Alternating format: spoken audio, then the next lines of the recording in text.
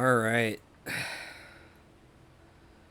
So, welcome to the DHS Thanksgiving special put on by the Destiny Starleague.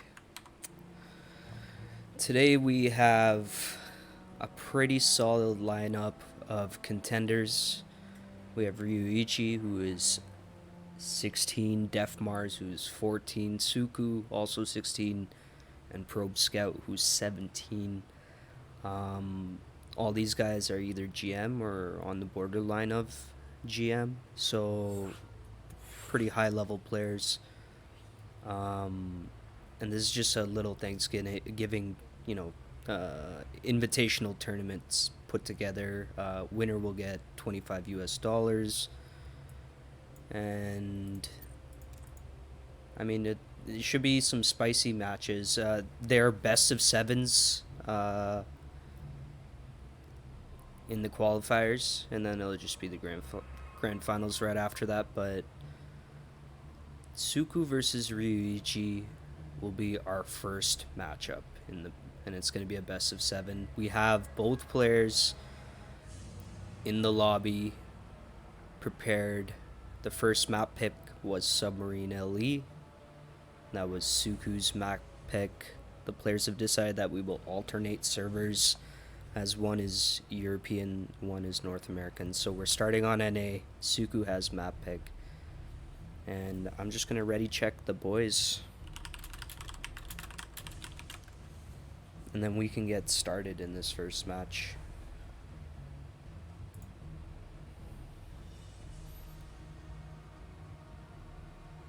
After that, we're going to have Def Mars versus Probe Scout, who are going to play out their best of 7. And then the winners will move on to the grand finals in a best of 9. Now that's going to be pretty hardcore, the best of 9. More of a stamina thing at that point, as all players are pretty similar in skill. We're just going to give a couple minutes to the players. They've asked for a few minutes just to prepare, and then we will get started shortly.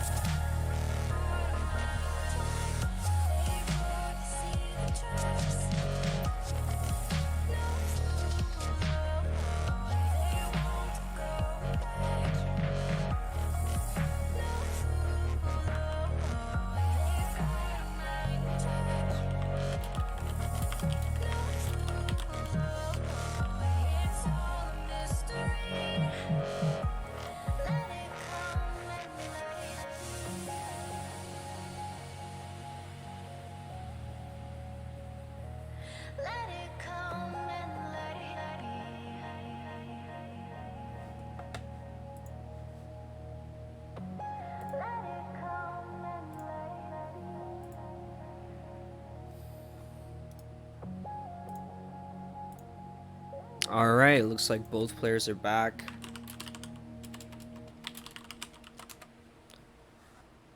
And I think we are ready to get this going.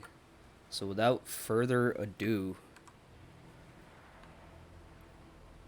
let's start the show.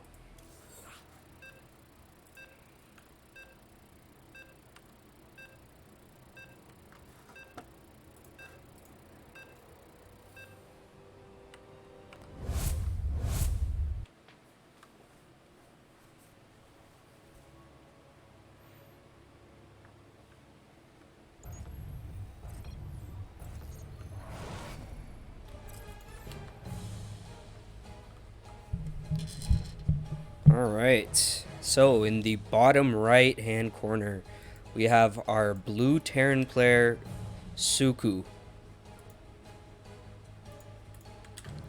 And in the top left hand corner, representing Team Exxon, it's Ryuichi, the red Protoss. I think we can up the music here a little bit. Oh. That's probably good.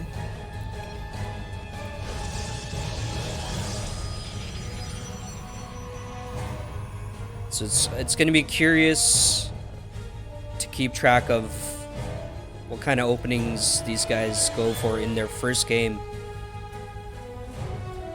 Because if they're going to do something cheeky or something that might surprise their opponent, it might be here. But it is a long series. It's going to be a best of 7. So there's going to be plenty of time to get to know each other.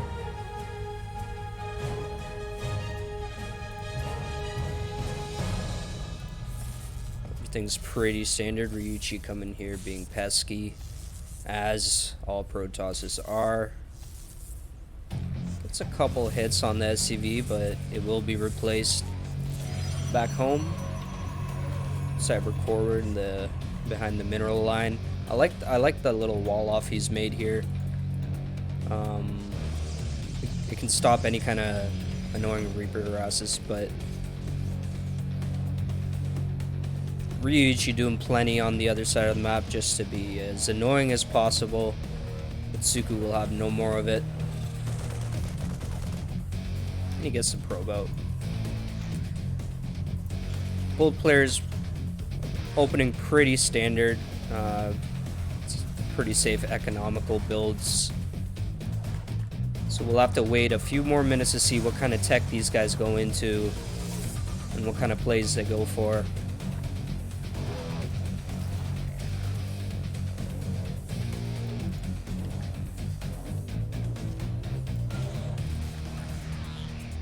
The first adept does start to move across the map.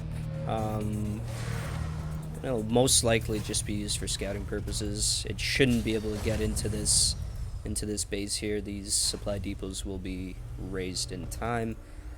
Again, both players, Grandmaster players in their own respect, and I don't expect we'll be seeing any kind of massive blunders or low elo plays. Not bad. Picking off a CV did lose more than half his health here, so that adept is at risk. So another one coming in here, and again, he's just going to keep shading these in to try to find an opening, but most likely will not get anything done here. Suku getting his factory with the tech lab on it. We're going to be curious to see what he's going to go for. The adepts get into the back of their middle line. Oh my god, the damage. They barely just killed that SCV. Now this is kind of annoying. Suku obviously not as well reinforced as he should be. And these adepts are still doing a lot of work here. Just to be buying this much time, distracting Suku, you know, making him waste APM on trying to defend that is a pretty good advantage to have for Ryuichi, especially back home. He's just powering up his economy. And although he doesn't have, you know, an insane amount of workers killed or anything like that, but again, he's denying a lot of mining here. Gets another SCV. Marine gets picked off there, and then finally it will be cleaned up. Suku probably thinking about doing some kind of counterattack here because he has to realize he's behind. Blink almost done for Ryuichi, and his first Immortal's on the way. So he's going to try to keep the pressure on our Terran player here. But with 2 tanks out, there's no real advantage in attacking from the front. He could micro and pick off Marines if Suku decides to push out, but I think he's just going to sit tight for now with the threat of Protoss looming. Oh my god. If he loses this? Okay. I was worried for a second. These are Blink Stalkers. I like the tank micro, but it's so risky against Blink Stalkers. So the Liberator is here. This should help in the defense, I was going to say, but he's deciding to go try to do a counterattack here. I don't think Suku realizes the amount of army that Ryuichi has out here on the map. 3 tanks are really good, but if they get caught out unsieged, it's over for him. Just like this, one immediately goes down. He does pick up the 2 tanks, but again, he lost a tank for free there. Back home, things are looking pretty good. The Liberator finally coming in to do some damage here. Great reaction from Ryuichi. Immediately warps in 2 Stalkers, pulled the boys. Suku, I think, starting to respect the danger that actually is here. And he's going to sit a little bit more defensively, which gives Ryuichi the opportunity to take his 3rd. So Protoss definitely on top right now, but it's not a huge leap. Pretty similar in resources lost. So we got three barracks right now, and I'm sure Suku is thinking about adding either more production. Yep, right there, throws down more barracks because he really needs to get his bio count up if he's going to contend against an army like this. And it's still just his, early tier tech. Ryuichi's just been very efficient with what he's made in the early game and what he's done to keep the pressure. So Suku, things are looking a little dangerous for him, but his upgrades are on the way now. They're slightly ahead of Ryuichi's, but he will not be able to safely take a 3rd until he gets a bigger army. It's kind of at this point you want to see certain drops sent out, maybe some shenanigans here, maybe a handful of Marines run out, but the Observer has an eye on everything right now. And you can see exactly how much army is here. Okay, Suku deciding to push out. The tank will get picked off. That tank is super dead. Losing another tank. Again, he's losing these priority units for free, and that's where I think Suku is falling behind. He should have 5 or 6 tanks right now, but he doesn't. Skins the 3rd, realizes he is a base behind. Ryuichi just playing pretty safe, not being super aggressive, but keeping the pressure here, keeping his foot on his neck. Thermal Lance extension is being produced. Okay, as the Bio Army's upgrades finish, this is probably the best bet Suku has of pushing right now until there's a bunch of Colossus out. But I don't know if he can fully recognize it. He does get the Observer. That's a good pick. That's a good way to start things off. And again, I don't know if... Yeah, Suku finally realizing he has a huge advantage here, especially with his upgrades kicking in. Ryuichi just absolutely outgunned right now. He's going to keep this Colossus alive if he wants to stand a chance. He's got a great economy behind this, but right now what he really lacks is an army.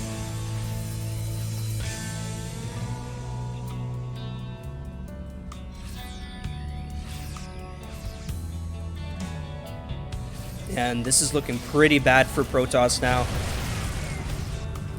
Such a power spike from Terran, hitting those upgrades perfectly, and then moving out exactly when he needed to before the Colossus count became devastating.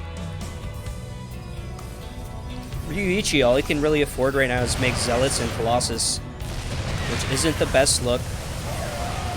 Zealots charging on the Marines.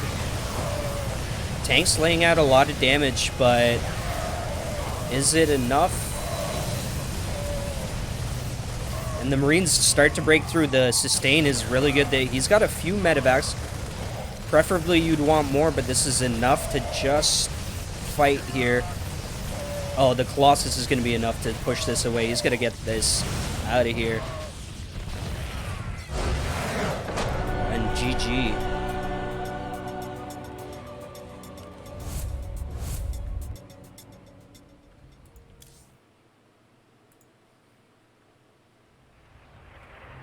Well played. Well played by both players.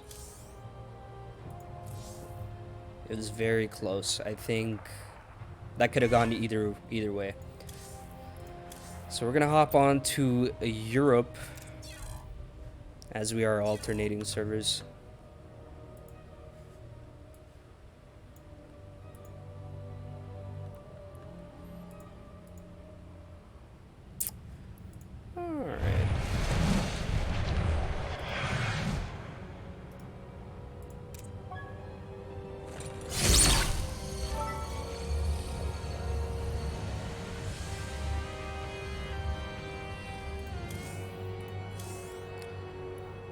So we are on Europe, and map pick goes to the loser.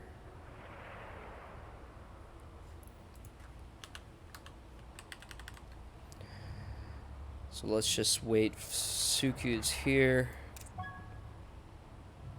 Oh, I have to add him as a friend.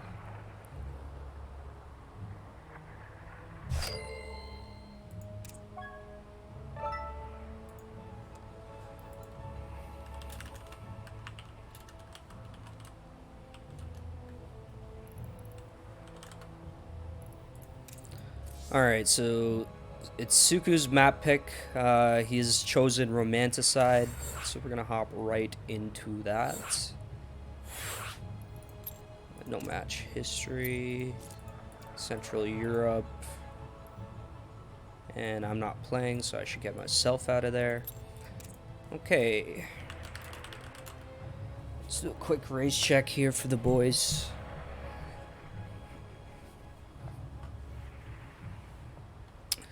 Alright, they're ready to go, so let's hop right in.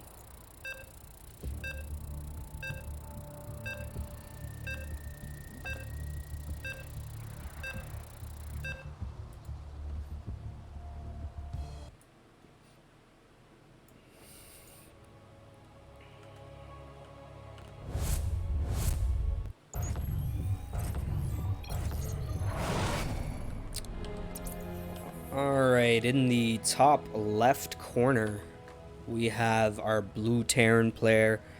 It is Suku. And in the bottom right hand side, we have our red Protoss player. It's Ryuichi.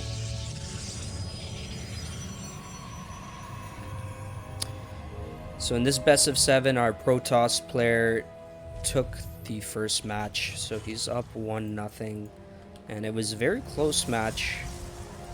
I think if Ryuichi hadn't lost that much of his army, he might have been able to win more decidingly, but I think Suku tapped out slightly prematurely, but maybe he's right. He was behind a base, so I think he's more focused on the rest of the series. So I think he knows what he's doing, but we'll have to see if these guys go for a switcheroo on the build that they went for in the first game, but I doubt it. At this level of play, players tend to stick to what they're best at, and what they're best at most likely has a very good win rate. So they usually stick to their guns with slight tweaks and adjustments, just basically fixing mistakes they made in the previous games. Ryuichi here doing Ryuichi things, or should I say Protoss things, cheeky things. Everything pretty standard so far. Almost identical to last game, except for this Reaper. So Suku deciding he's not going to play as passive as he did last game, which kind of put him in a dangerous position as he was almost sieged for half the game. This Reaper actually almost scouts the proxy position, but he will not find it. Ryuichi, what will this be? Might be a Stargate. It's pretty good in the meta right now, especially when you proxy it. It just gets out so quickly that usually the Terran doesn't have the amount of DPS to hold off. And it is the Stargate that he's opted for, and I fully support that decision.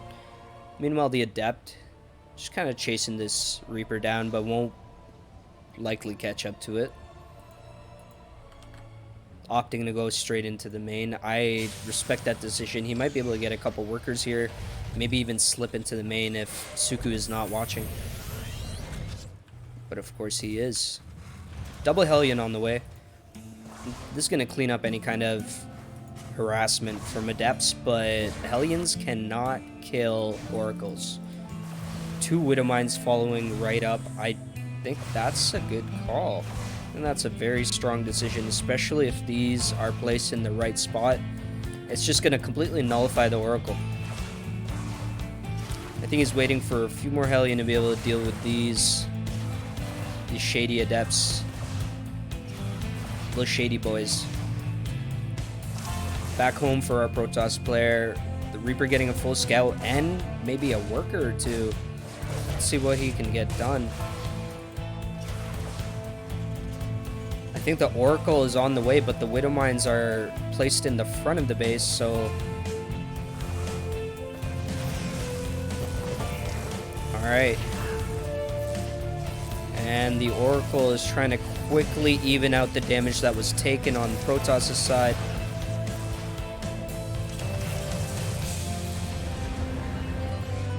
And 6 for 6 so far. The Reaper finally does get cleaned up. However, these Adepts are still sitting out. Just at the natural, chipping away at this command center. It's almost at half health. It will be on fire shortly, guys. He does lift it. Good timing. Another Oracle poised for attack. Meanwhile, the drop is on the way for Suku. And I think if there's no defense here, he's going to get a lot of value. So many Widow Mines here. He's not watching. They're all eliminated. Only 2 probes live. That was huge. 12 workers killed. Back home, the defense is strong. Even the SCV's getting in on the action. That SCV's got a kill there. He's got promoted. Meanwhile...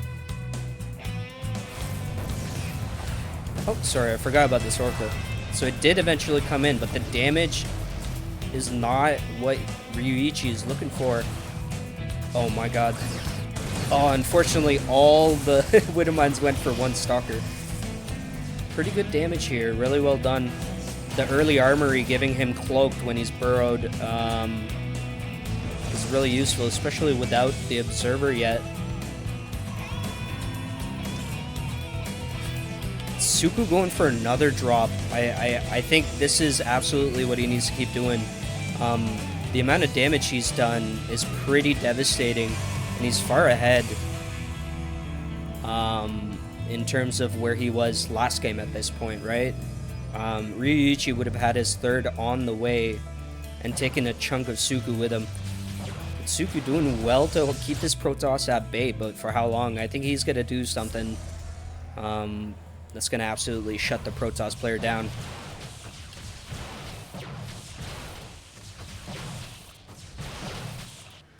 Another Oracle just flying about. Just a little scout. It might be able to get a worker here. Does get the worker building the bunker. That's pretty good. Oh, the Widow Mine does clean it up. And here's another drop coming in from Suku. And he's not pulling the boys. This is huge. He was trying to defend another Widow Mine drop here, but that was not the critical one. And 12 workers have been killed. These Widow Mine drops are absolutely tearing Ryuichi apart. Phoenix on the way. Not too sure if the Phoenix is just to take care of this Viking here. Oracle coming in from the south, and there's no defense. I lied. There's a Widow Mine. He's just hidden. He's just hidden. Depends what angle you look at it. Drop waiting here patiently, but it's going to get cleaned up by this Phoenix. The Hunter Phoenix. Oh my god. He did pull the boys this time, but these Widow Mines still being annoying. Denying mining. Oh my god. 16 workers killed here. Suku absolutely ravaging the mineral lines. 47 probes killed so far. Okay, now this is the type of damage that could be mortal. I don't know if Ryuichi can come back from this. I think Suku would have to stop playing for almost 2 minutes, and Ryuichi will be back on track.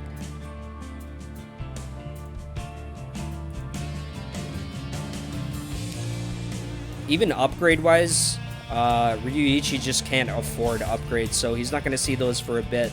So the longer this game goes, the more it turns in favor for Suku, who I would argue is quite ahead right now. Even finding the proxy, good pick off there, but there's an attack in the main. Stalker's going to work. Nothing in the bunker. That's a slight lapse of judgment, perhaps. A few of the Stalkers get out, but he does take 3 of them with him. Observer here just being pesky.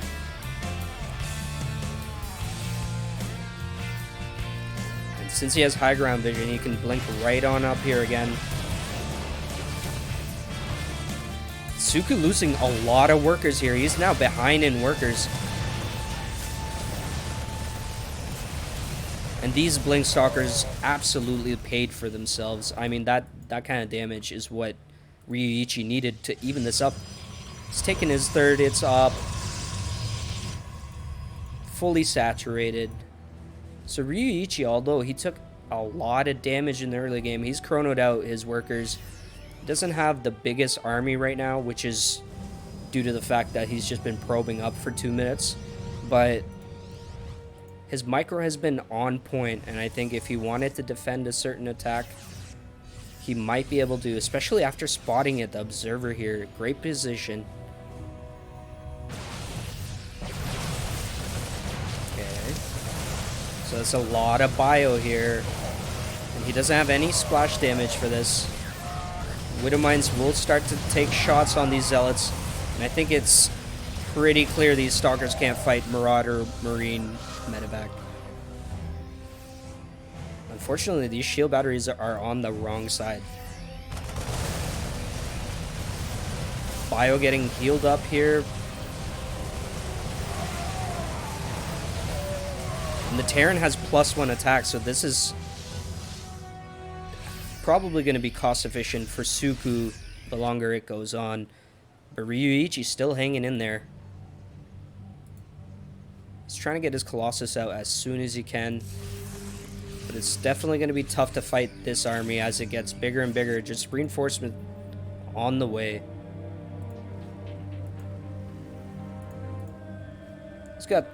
He's got plenty of barracks to just keep pumping out this Bioforce here. And I don't think Ryuichi will have what he needs in time to be able to combat this. Huge Widow Mine shots going off. And the concave itself,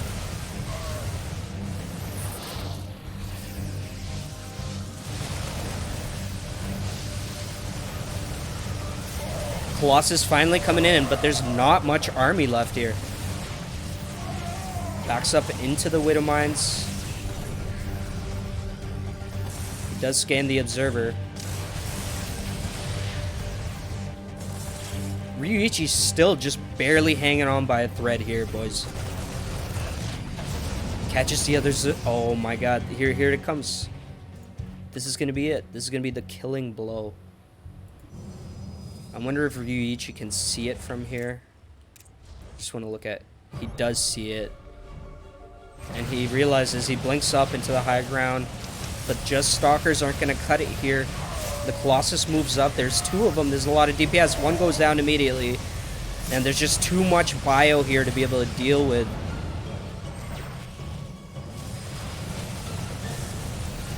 And now the attack back on the low ground. This hop skip is just so hard to deal with. And I think this is the end of Ryuichi's second game match. Yep.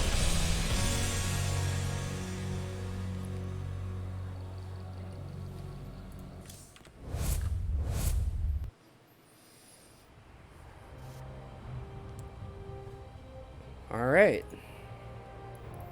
So back to NA we go.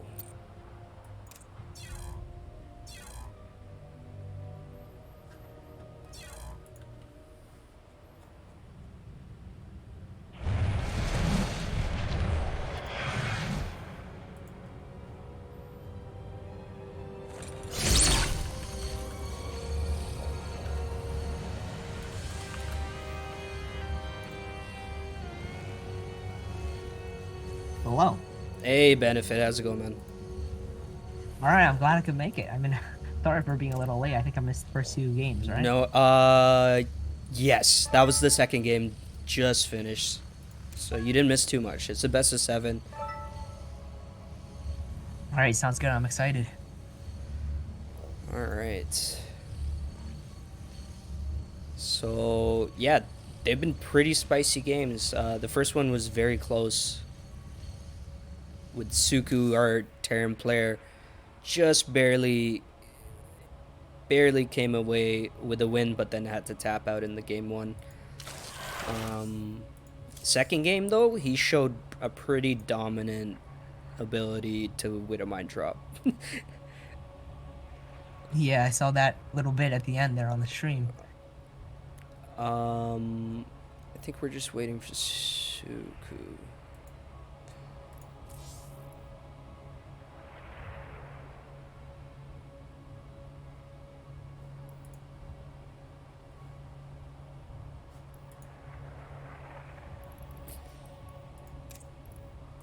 It's gonna be on light shade, alright.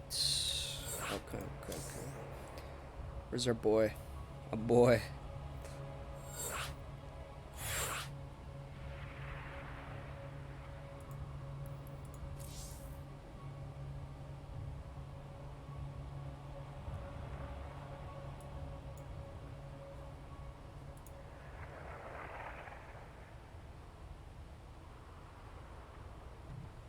Maybe he ran to the bathroom or something.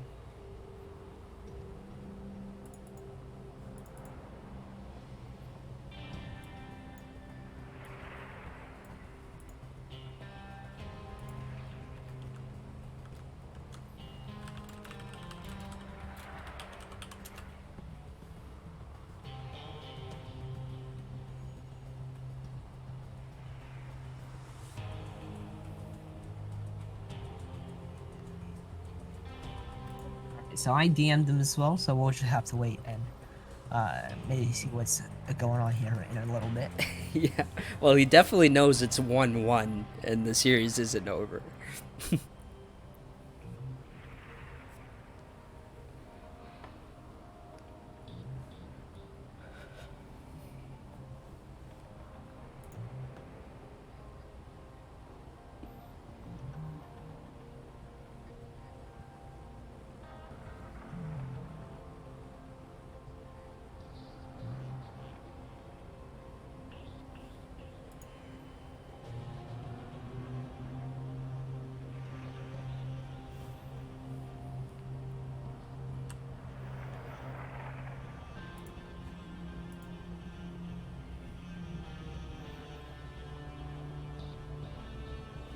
There he is.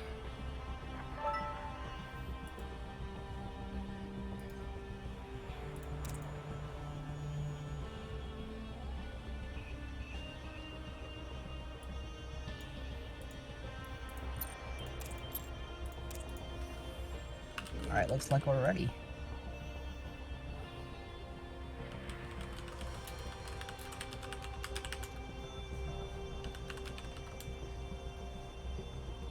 Just see if Suku is prepared. Ryuichi is ready to go. Alright. Looks like we're good to go. We're gonna hop right in there. Benefit, I'm gonna let you open this one off. All right, sounds good. Game number 3.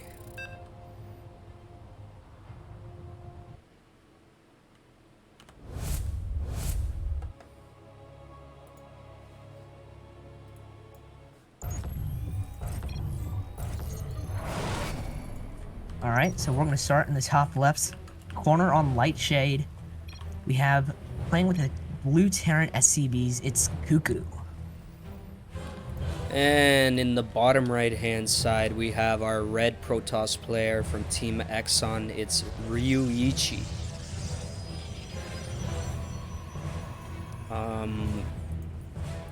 Yeah, to just catch you up on what happened, both players start off pretty standard in their openings. But in the first game, Ryuichi was just doing a lot of harassment early game, which put Suku behind, and eventually Ryuichi clenched that game. But second game, the Widow Mine drops, I think there were almost 50 workers killed just from Widow Mine drops. So I think Ryuichi for sure is going to be thinking about some kind of defense, just to make sure that doesn't happen again.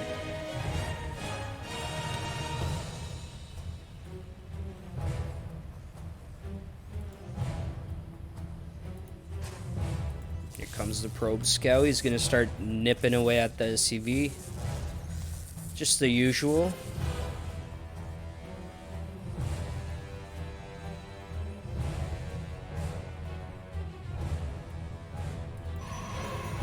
And the Nexus should be going down just about now. Yep.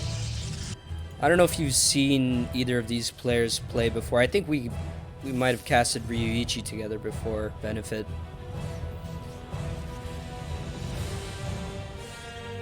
Hey, you might be on mute, by the way. I don't know.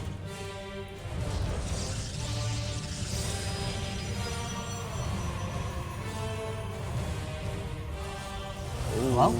Yeah, I hear you now. All right, sounds good. Yeah, I think I do remember passing Ryuichi at one time, and I do watch people stream here and there. You should definitely check him out. His streams are really good for you Terran players out there. Oh, okay, okay. Yeah, maybe we'll link that later. But yeah, no, these guys seem to be pretty on par in terms of skill level. I think they're both GM. When we were playing in Europe, they were both Grandmaster. Yeah, I think they're both around that 5.6, 5.8 general area, so they're definitely well matched together. Yeah, you know, just low numbers, you know, some low MMR players. Yeah, of course. So here comes the Adept Harass, and it's going to try to get this SCV before the bunker finishes, but it does already. Well, that Adept's going to get in there in the main base behind the mineral line. These SCVs are going to try to trap it there. And that's a slight mistake from Suku. I think Ryuichi is going to get too much value from that. Actually, he only killed one worker. He didn't manage to kill any of those workers there. Second Adept here, though. Being pesky. He will get denied.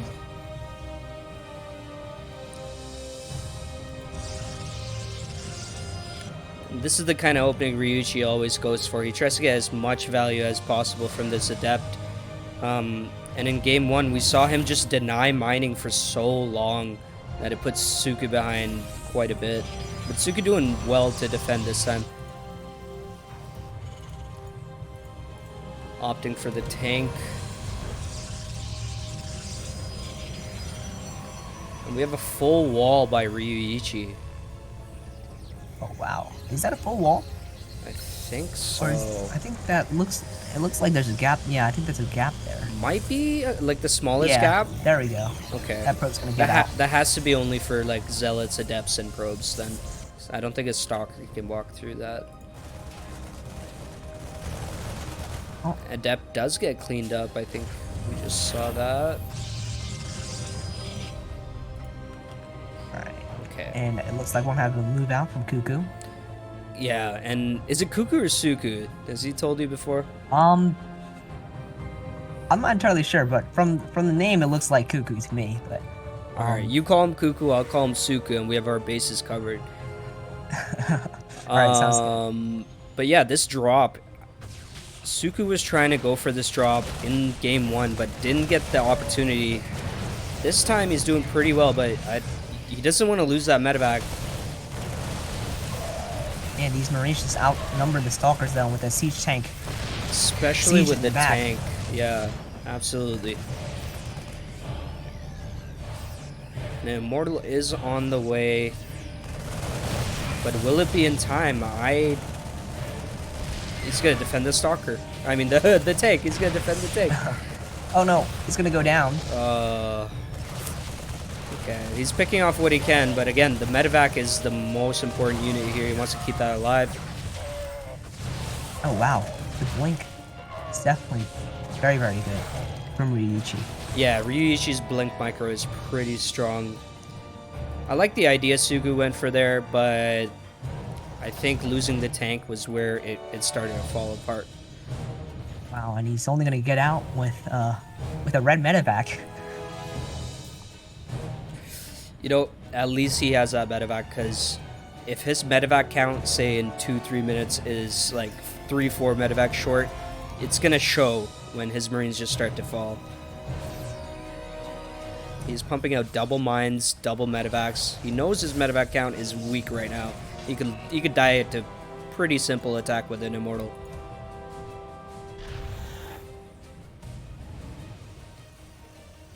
I like the mix-up of marauders in here. They're really gonna help tank some of this damage that's about to come in, but this is looking pretty scary. I don't know if Suku has any idea that this is on the way, and that's the most dangerous part about this attack.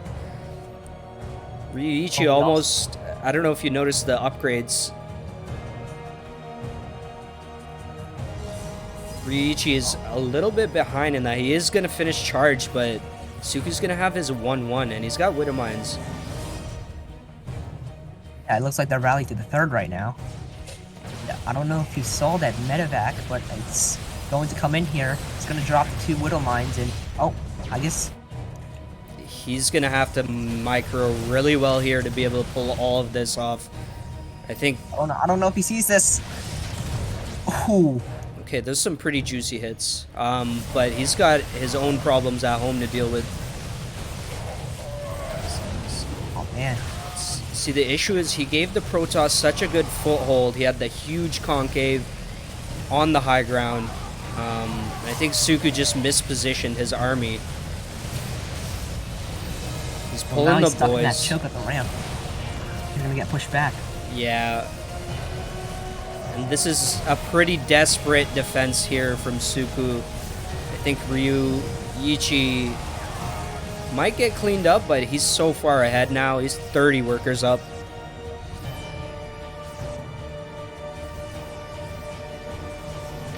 And I don't know. I don't think Suku can come back from that kind of damage. He's down 2 bases as well.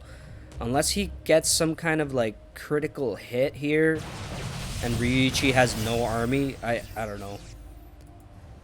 Well, while Cuckoo's pushing across the map, we have 2 Zealots and a Warp Prism in the main.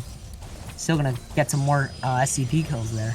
Yeah, very smart decision from Protoss. Just the most inexpensive drop there that's gonna do the most damage. It's just a nuance. He's virtually not mining. Yeah, not even a GG. Wow. That is rough. Well played by both players. I was gonna say, I mean, I was looking into his main and natural. I saw like no workers mining at all. There were none. There were all right, so off to Europe. There's server hopping between games.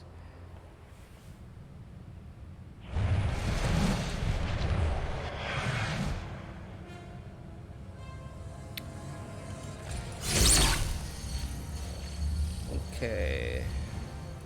Suku benefit. Ryuichi. Alright, so we played on Submarine, we played on Romanticide, and we just did Light Shade. Map, pick. Okay. Pillars of Gold.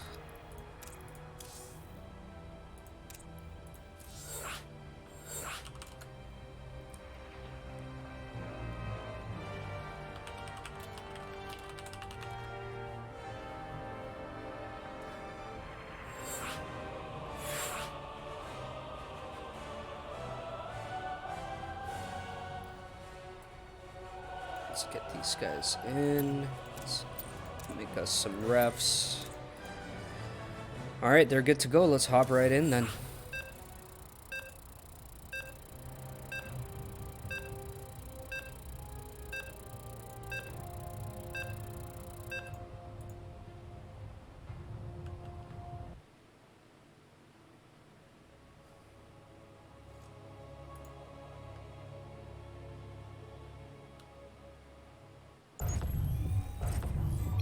Alright, looks like I'll start Yep.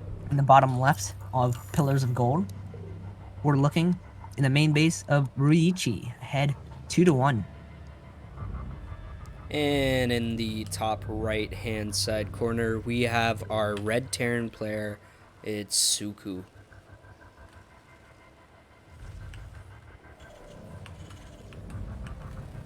And it's a best of 7. Ryuichi is up 2-1 currently. If he secures another match point here, then it will be just basically a final match where Suku has to fight to survive.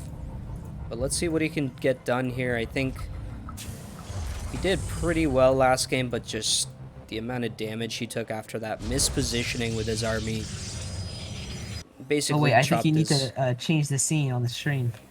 Oh, yeah, good call. Thank you for reminding me. Whoop.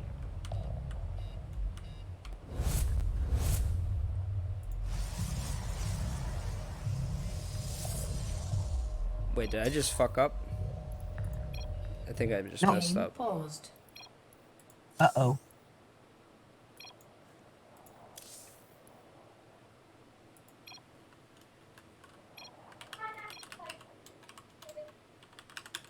Are we good? Yeah. All right. Game resumed. Yeah, that was my bad. I don't know what shortcut I clicked, but apparently I changed the game speed. Oh. Those are the dangers of being a ref.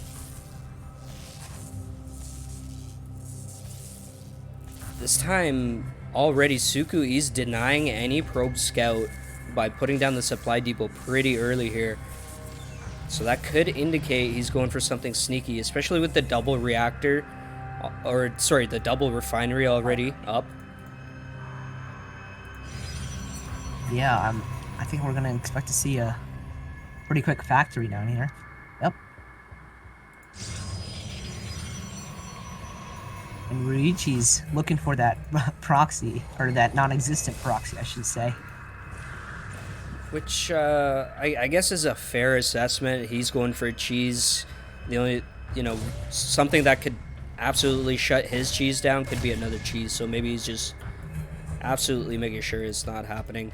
Ryuichi also kind of doing a probe scout for any proxies. He knows something is up.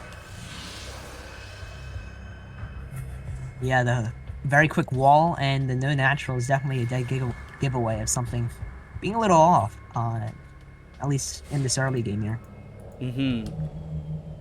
Yeah, the Adept and Reaper doing a dance in the middle of the map to avoid each other. Ryuichi's probe is going to come up here but get absolutely owned by this Reaper. Well, he's still going to see no natural down yet for Cuckoo. Yeah, and that in itself is a pretty big scout.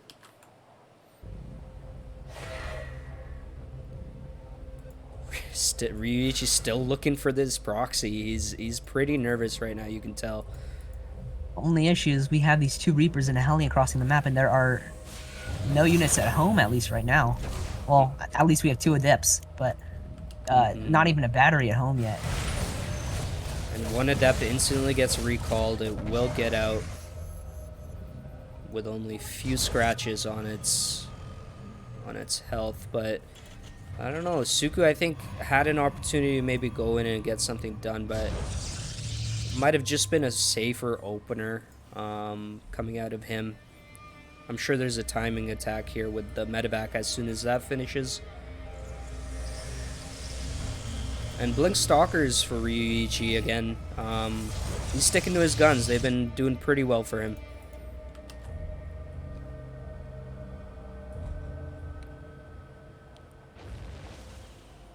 So there's going to be a two-prong, basically a distraction in the front with a Widowmine drop in the back.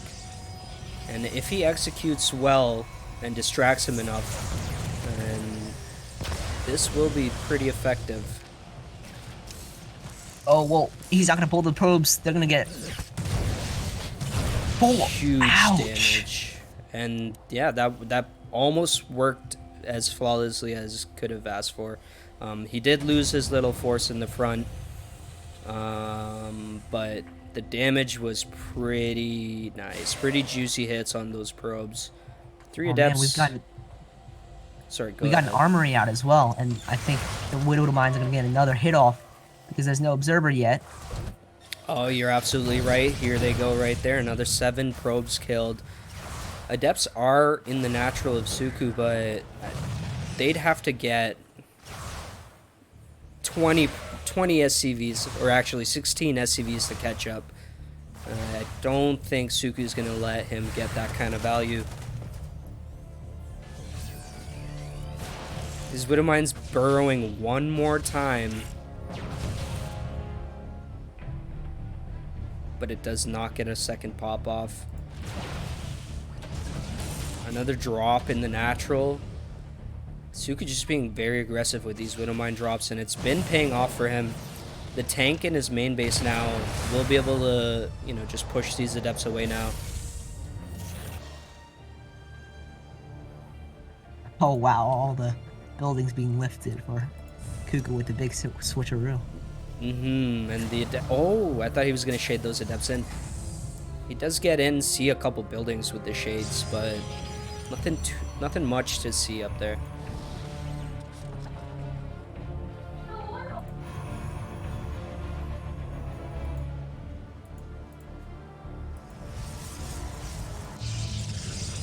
Ryuichi putting down the 3rd, feeling pretty comfortable now.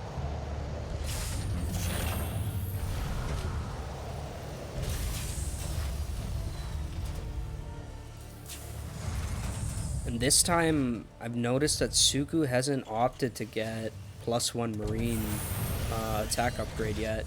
I don't think he has an Engineering Bay. Well, he's making one now in his natural. Ah, there it is, yeah. So it just finishes. So I think that is, he just missed putting it down earlier.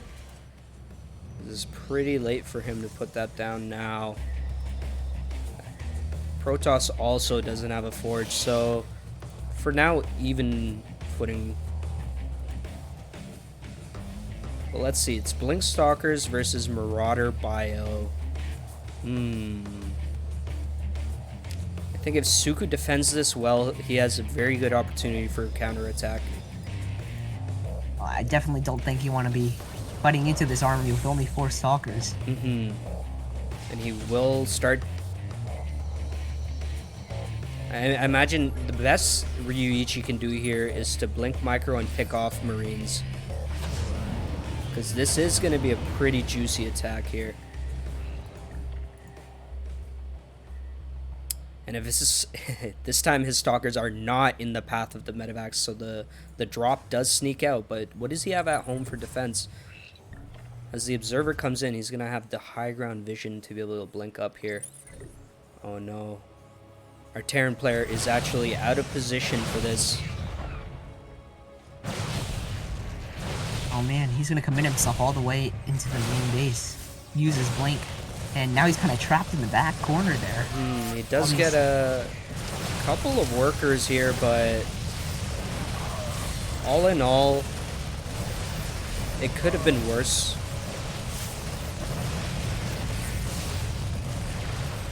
He's gonna try to get these 3 out of here. So all the stalkers go down, and now there's not much for defense for Ryuichi, as he's taken a pretty greedy 3rd with almost no army. Yeah, when Kuka pulled those 2 full medevacs out towards the right side there, I thought he was going to push down into his 3rd, and I think that could have been game-ending if he had done that. Yeah, I think that's absolutely a good thing to note there, because he almost was scared, so he went back. But he could have committed, you're absolutely right. Trying to get the Colossus, it will go down. The bio is dwindling, but there's more reinforcements on the way.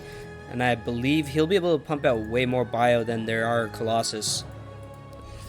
Widowmine's now joining the fray as well. And Suku knows he's in a very similar position to where he was in Game 1.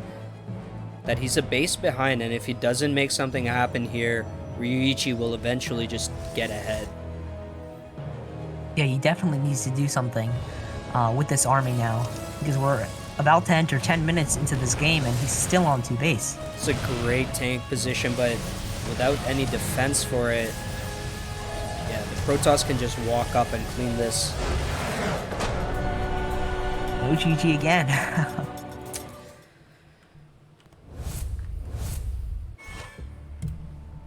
Alright, Ryuichi is up 3-1. And it is match point. So we're going back to Americas. And map pick is going to be on Suku.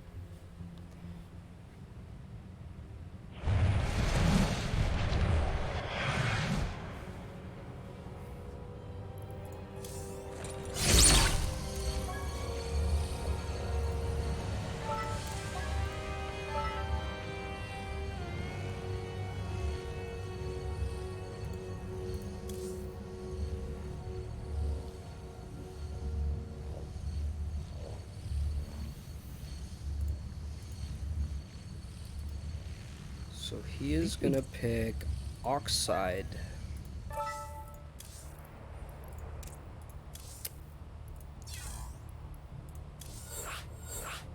And this might possibly be the final match in this series.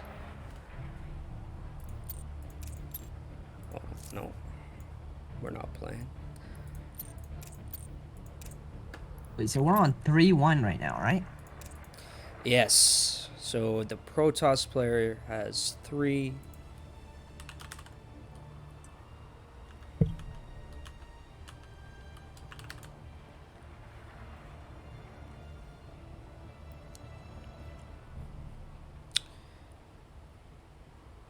All right.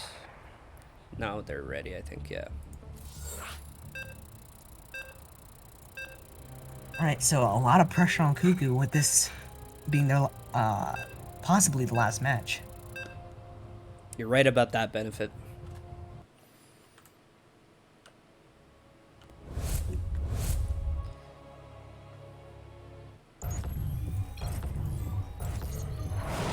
Alright. I guess you could take Cuckoo this time. Sure, yeah. In the bottom left-hand side, it is our red Terran player. Currently down 2 match points. It's Suku. And in the top right, on Light Shade. Currently ahead. Currently at match point as well. Maybe taking this series with him and moving to the grand finals. We have Ryuichi. And he's been playing really well with his micro. I think Suku has definitely had opportunities where if he's made an, a timing attack maybe 30 seconds earlier, he would have won a couple of those games. But we've seen Ryuichi just barely hold the attacks and eventually reinforce and just overwhelm him with a stronger economy. So Suku definitely has to be thinking about what he can do to take advantage of the timings he has, because he keeps losing, it seems like, just on the razor's edge, right? The fights aren't huge victories for Ryuichi.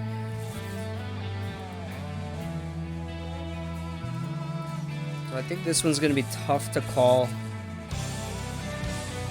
And I'm fairly certain both these players know each other very, very comfortably now. They know each other very well.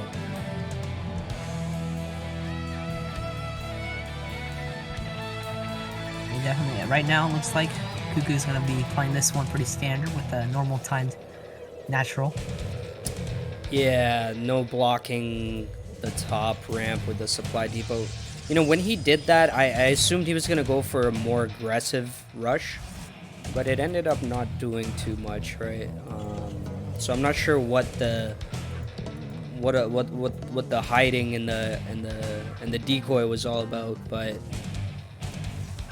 maybe Suku will just stick to his gut this time and go for a macro play.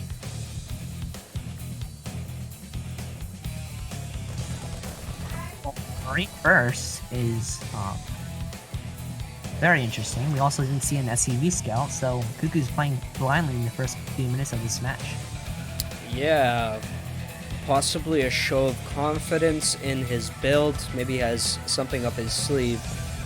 But it could also be, you know, just this is their 5th game. He's seen what Ryuichi typically does at this time, and nothing could really surprise him. The bunker does go down just in time to, I guess, save everything that was there, the SCVs especially. Oh, will the Shade get in? The Shade does get in. That is a bit of a blunder. It's going to at least get a full scout here. Possibly a couple workers. One worker does get picked off.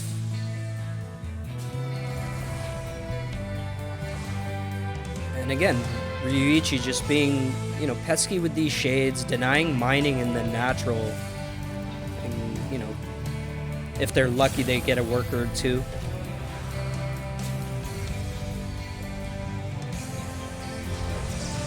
Robo going down for Ryuichi as his blink finishes, so he's not really changing it up too much from what he's been doing thus far. Yeah, definitely looks like another blink play from Ryuichi, but definitely something he's demonstrated so far that he's very strong with. Yeah, and I guess we could say that works in benefit of Suku, as he didn't scout or anything. If he assumes that it's going to be the same build, then he basically has scouted the first 5-6 minutes of the game in his mind already.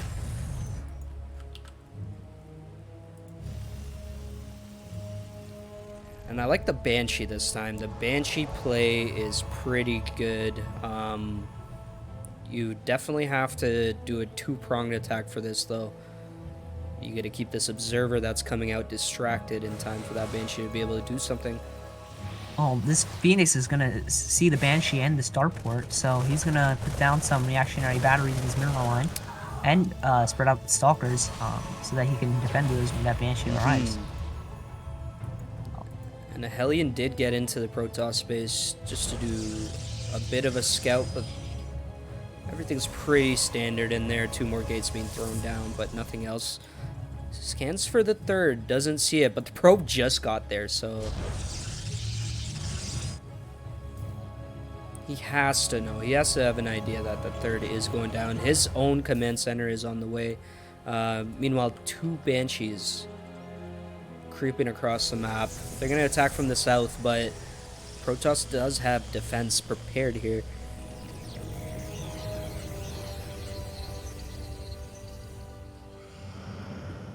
I'm not too sure this attack will be able to do too much. The one benefit he has is most of the Stalkers are at the 3rd base.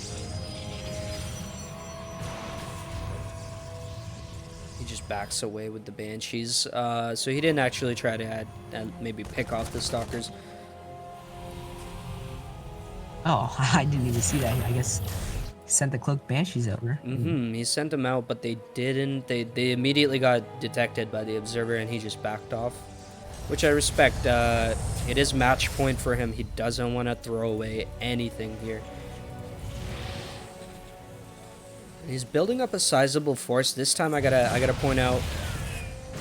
Oh, he just lost both Banshees. Okay, he lost one. He lost one.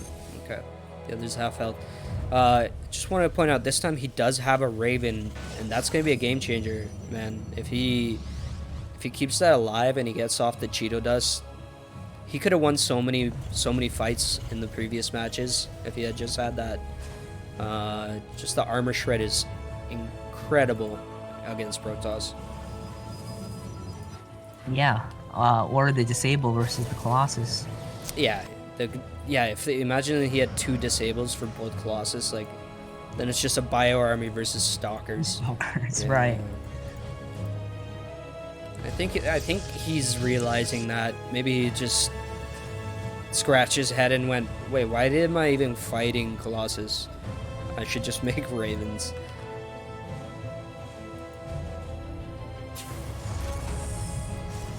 Suku catches up on bases, but Ryuichi looks pretty mobile here. I think he's gonna go for a play. And it's all just pure Marines right now. Yeah, which is kind of gonna be hard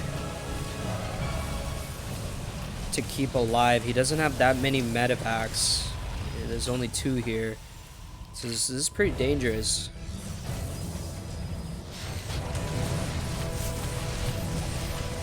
Immediately Zealots pick off a tank for free. And they run into the natural. Meanwhile, the main army of Ryuichi walking into the 3rd and just devastating this Marine force.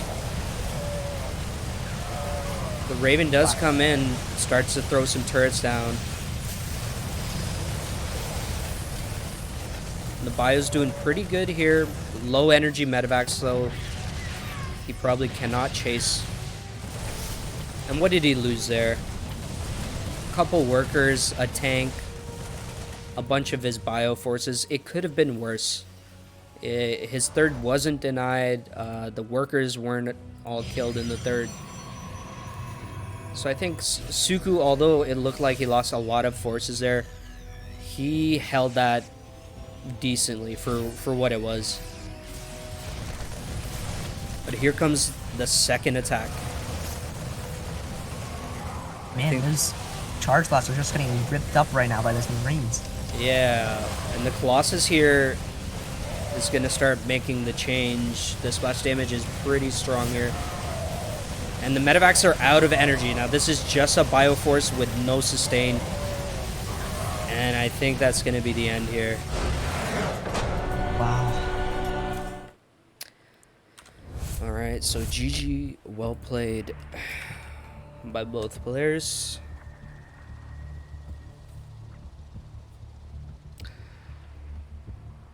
So Ryuichi will move on into the grand final match,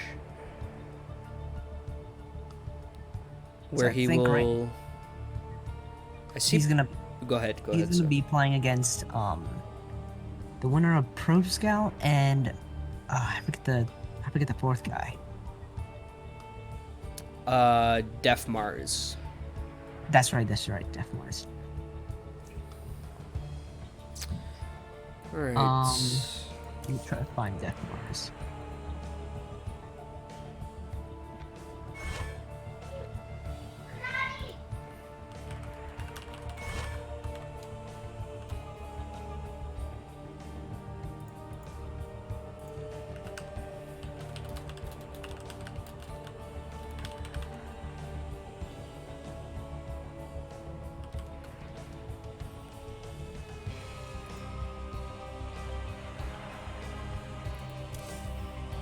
Alright, so Def Mars did respond on Discord, so he should be joining on soon. Okay. I'm just gonna take a phone call. I'm gonna go to the bathroom and stuff, so let's just give it 5 minutes. Alright, so I think we're going to start on EU.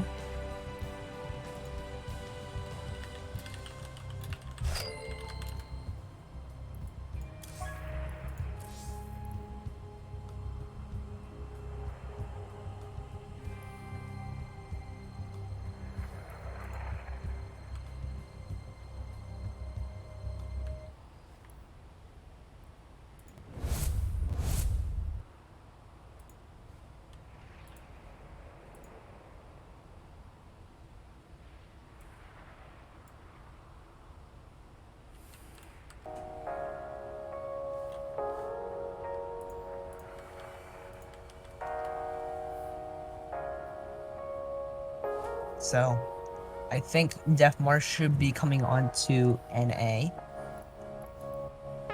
Okay.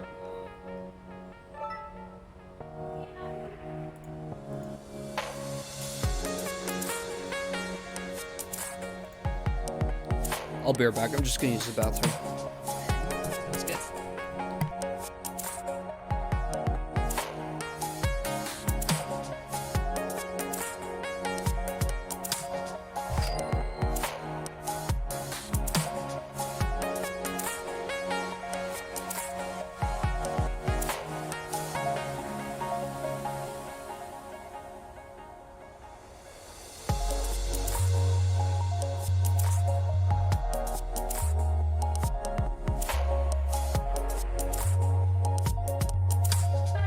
Alright, so Def Mars will be coming on as soon as Shivy comes back.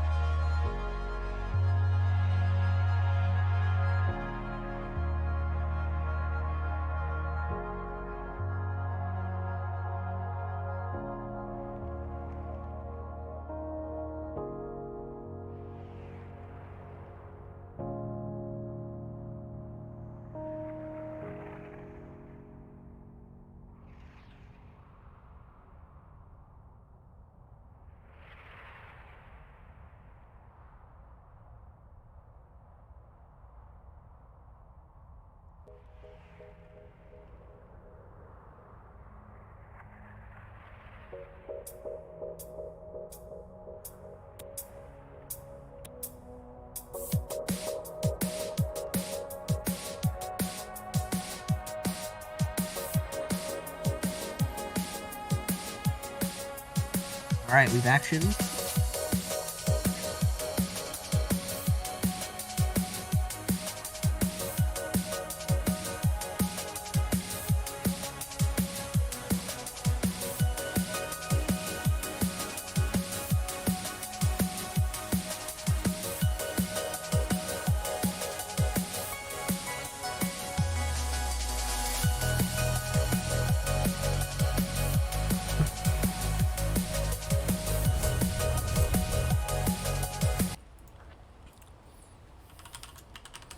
All right, you back, Chevy? I am back.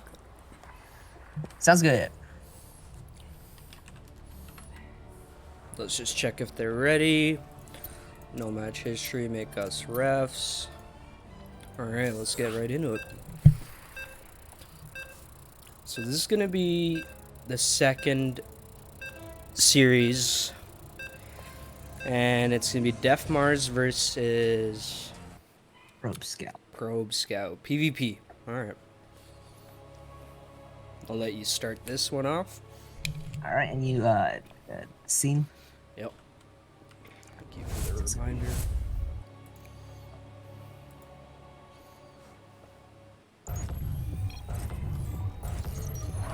All right. On the bottom right of Death Aura, with the teal probes, we have Probe Scouts. And in the top left-hand side, we have the red Protoss player.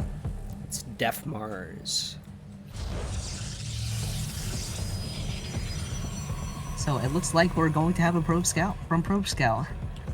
He sticks true to his name. But I think this is more of a probe cheese than a scout. Yeah, definitely very early. Oh, got a second probe going across. Okay. This looks like a cannon rush, maybe. There we go. It is a cannon rush. The forge has been put down. I like it. I like the way this one's already starting. And I'm not too sure what to expect from Def Mars' defense. We've seen him play, but I don't think we saw a PvP. Probe came down at the exact perfect time. Yeah, that was... I don't know if that was lucky or he knew that he should always check that in case of a cannon rush. Yeah, well, Death Aura is... Oh, he's gonna lose that probe already. But Death Aura is definitely the map you want to be cannon rushing on because of that little nook in the corner there. Loses one probe, but the other one just gets away with it. I think that was a little bit of a blunder from Def Mars, but he's chipping away at this pylon here. Second probe is here. Yo, he's locked those 5 probes in the proxy, and I respect that. I think that's a great choice. Oh, this probe on the top is gonna die as well, but this cannon on the bottom is gonna get up. He is losing. I would say he. Oh my goodness! Wow. 2-minute game. Okay, off to Europe. Is that the? That's what's happening, right? Yep, we're going back to Europe.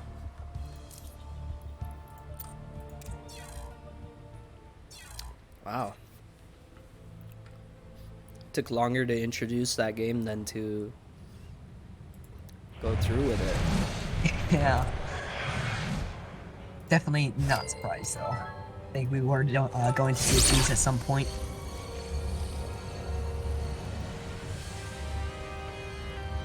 Alright, so we have Def Mars. I think we're waiting for Probe Scout. Yeah, I don't have him. Do I? No, I don't have him as a friend. He's not on channel just yet.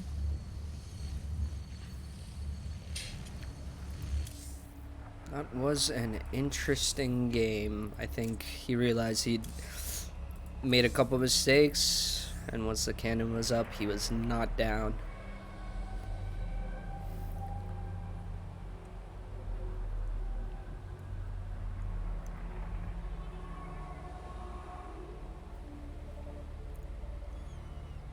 Oh, there's probe.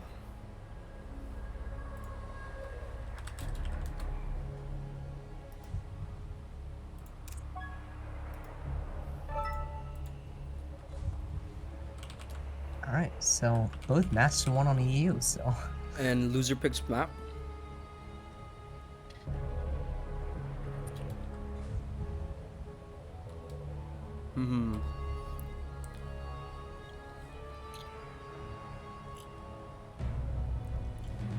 Jagnatha.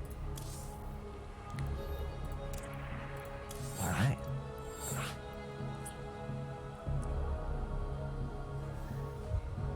I remember one of the Pylon Show episodes when they were reviewing the new maps for Season 3.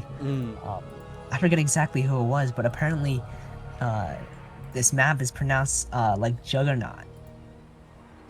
Juggernaut. Yeah, it's Yeah. Juggernautha. No, I mean like Juggernautha. the A at the end isn't even supposed to be pronounced. I'm not sure why or how, but apparently that's how the name actually originated. But Oh, okay. So it's I'm not sure. pronounced like Something like Juggernaut. that. Yeah. But I guess we're still gonna call it Jagnath. I think that's something that we can both agree on here. Mm-hmm. All right, let's see if the players are ready and we can hop into game number 2. All right, they're ready. They're yelling.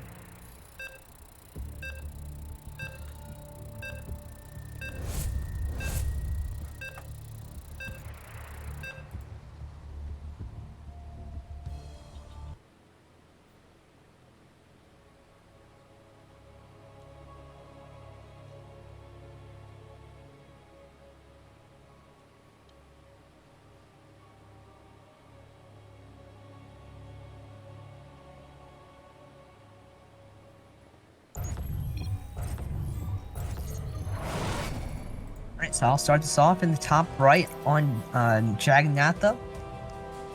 We have the winner of last game with a very quick 2-minute cannon rush. It's Probe Scout. Yes, and in the bottom left-hand side, we have our red Protoss player. It's Def Mars. He's probably pissed. Let's see what he does. Yeah, definitely losing to a cannon rush Yeah, in the off first the match of the bat. series. It was all fun and games. Definitely upset. They were so friendly last game. They were like, oh, good luck, have fun, you two. Miss you. This game, nothing. Nothing, We not didn't a even word. get a good luck, have fun from Death Mars. No.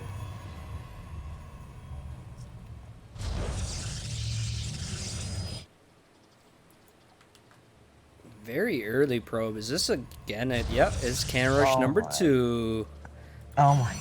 Number 2. Number 2, Def Mars. Def Mars, you didn't like defending the first one? Let's do it again.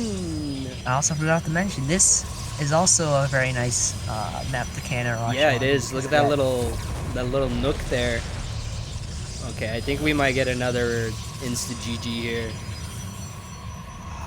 Well, we got the reactionary force from Death Mars, so I think if he's able to get maybe a pylon by his mineral. Yep, there goes the pylon by the mineral line. I mean, I think he's got this in the bag.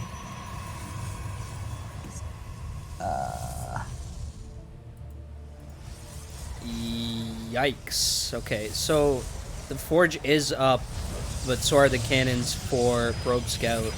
He needs to get a couple cannons by his mineral line. In Get a fact, couple of shots off on these. and I think the one thing that is going to work against Def Mars here is Probe Scout has his cannon up first. Wait, that's a pylon. Oh, he Oh, these are cancels both. That was weird. I think Probe Scout just messed up. Wait, no, why'd he cancel those? Oh, well, I guess he does have a cannon there still. Okay. So it was a little bit of definitely mind games there where Probe Scout took all the money he invested and said, nope, I'm taking this back. And then Def Mars, if he had committed to keeping those cannons, he would have had floating minerals there. Just kind of wasted because the threat is more or less gone here for the cannon rush to do anymore. And I think Probe Scout is just going to focus on getting ahead now. Maybe get a Robo Bay on the lower ground here. I think this could be Void Rays as well. That would be That's usually the follow-up after cannon rush like this. That would be, yeah, you're right actually, because Def Mars would be the player who wants Immortals. But Def Mars actually got the Stargate proxied across the map. That Ooh. is smart. That is smart. And then the proxy nexus in the bottom right. Yeah, both players doing very unorthodox things to kind of keep the opponent on their toes. Oh man, and the Zealot's gonna be rallied on the complete other side of the map. Yeah, I think the Zealot's actually looking for a proxy. Probe Scout actually living up to his name. The probe just scouted the proxy nexus, and he might even scout the Stargate. No, he won't. He won't see the Stargate. Oh man, he's gonna go right by it. But he did see this proxy just north of his proxy, so it's so cheeky. Double Stargate gone down for probe scout as well at his proxy nexus. This Oracle's gonna go in though, and there's no defense at home, and these probes are just stuck here because he full walled. Yeah, there's literally no defense. There's no cannons. There's no stalkers. There's nothing. They're lucky that this thing runs on limited energy. Otherwise, it could probably kill all of them. Well, we're gonna have a Void Ray coming out soon. Oh well, it looks like that Nexus in the bottom did finish up, so he will be able to recall to that base. And Defmar is actually making way more use out of his Stargate earlier. And then he recalled all the boys. Probe Scout with an excellent recall, saving his team. Defmars has no idea this base is down here, as far as I know. Oh my goodness, Defmars is gonna find it right now. Wow. There's an Adept in the main of Defmars attacking an Assimilator. I don't know what that's about. Double Void Ray now. I don't think these Void Rays should stay here. This base is basically not doing anything.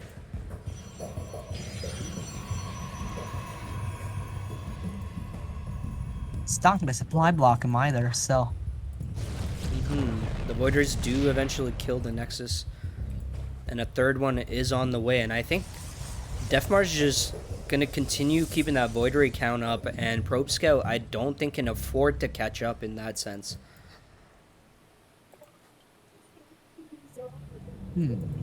Zealot Scouts finally scouts the Stargate here.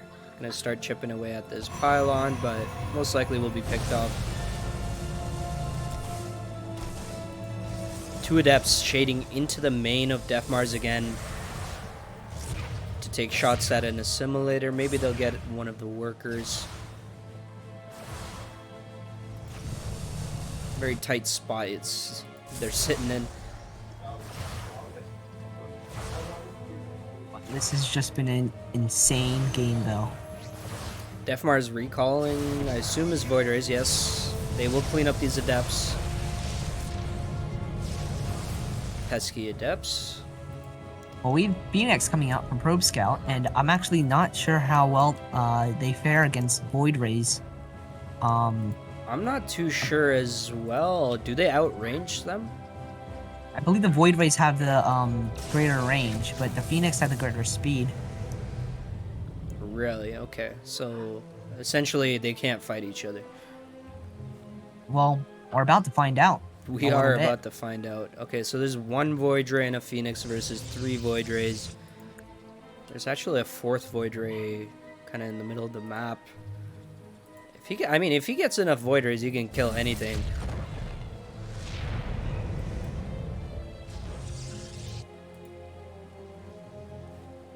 We do have Phoenix, third Stargate going down for Defmars here. Yeah, and I think that's pretty good call. But again, both players can't afford double Stargate production right now anyway. Like, Defmars really needs to get some of those probes into his newfound base. He's probably going to recall them over there. Just should probably bank up that energy. So he is sitting on 25 oversaturated in his main.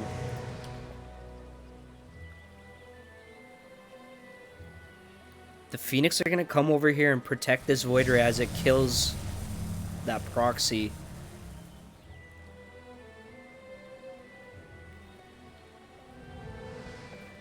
Probe Scout trying to put down another Nexus.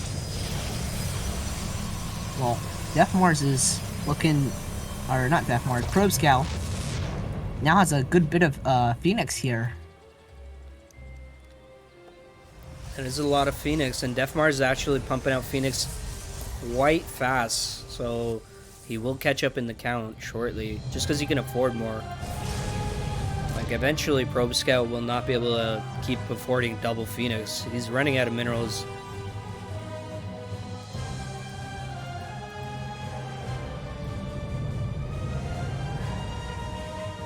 Yeah, I think just the fact that Def Mars is on 2 base at this point, um, is just gonna put him ahead as this game is, drawn out. Yeah, he can just, even if he loses his army by some chance, he can outproduce Probe Scout. Um, so if it does come to an army trade, it's definitely in favor of Def Mars. I imagine his main point, his priority should be eliminating any expansions. Let's see the battle going on here, but Prismatic Alignment is turned off for Def Mars, and it's going to shred all of these Phoenix, and it's going to be a GG. Def Mars will take game number 2. So it's a tied series now. It's 1-1. And NA, back we go.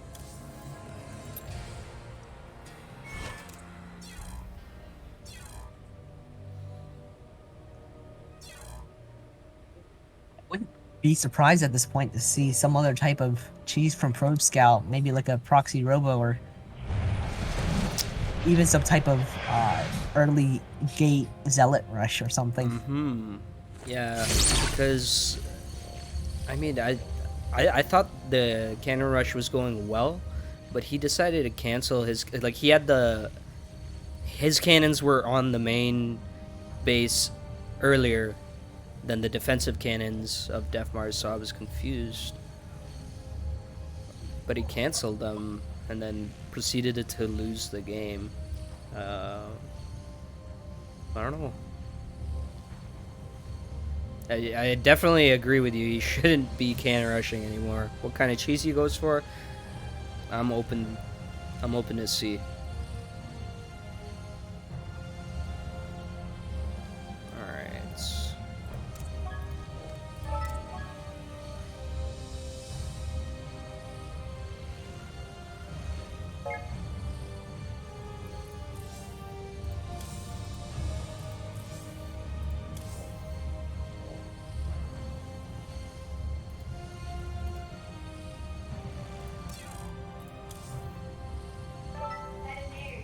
And I have the feeling that Probe Scout is logging out and logging back in. Is that what he's doing? Yeah, I was gonna say, because I would guess. Considering how long he's taking right now. you might be right.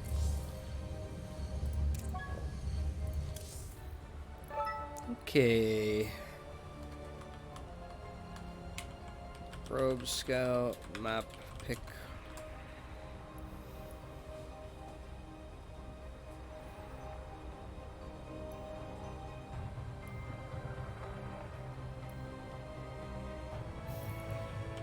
He did accidentally cancel it. You see that? Yeah, I was gonna say, why did he cancel them when he could have gotten them up?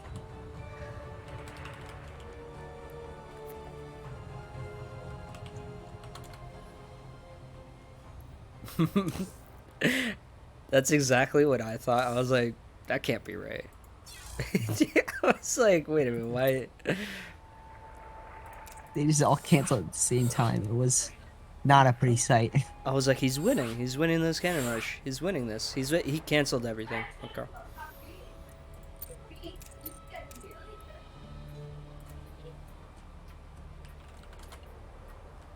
Oh.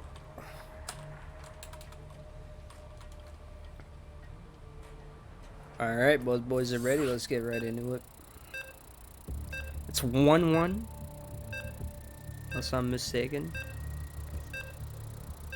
Game 4, right? Wait, game 3. Game 3. This is game 3.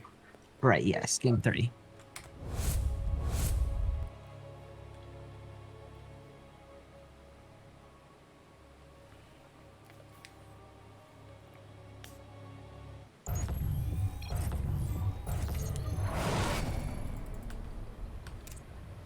Alright, so I'll start with Probe Scout in the bottom, currently tied with Def Mars, 1-1. But we have Probe Scout from Pigpan.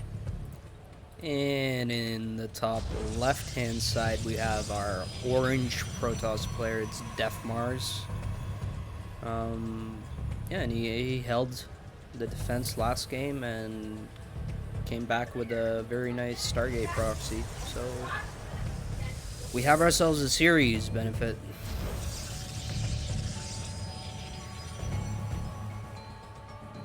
Another early probe though, so I'm a little scared. Oh, it's another oh my goodness, it's another forge. So this is Cannon Rush number 3 for those that are just tuning in. And Def Mars, I'm sure, is shaking his head or raging. Yeah, definitely smart to pull the probes. Oh my goodness. So seemingly doing better this game, obviously.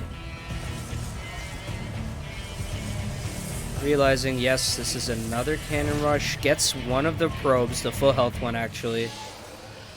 And the other one is being chased away. But here comes the backup probe. Def Mars still shouldn't be taking this lightly. He should definitely have all his boys pulled at this point. Zealot needs to get out and kill that pylon before that cannon finishes, but this probe is going to get up there, and if he's able to stick down another pylon, I mean, oh my goodness, but the probes are going to, Okay, so he gets the probe, but the high ground vision is compromised. Now this cannon is going to start putting in work.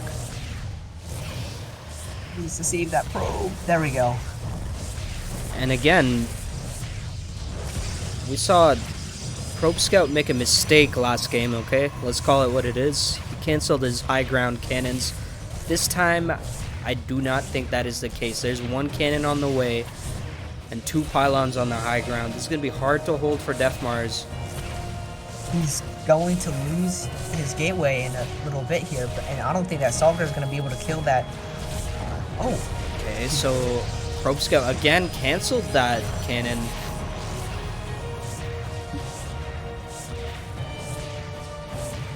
Well, if he's able to kill this gate, I think he's going to be in a very good position here.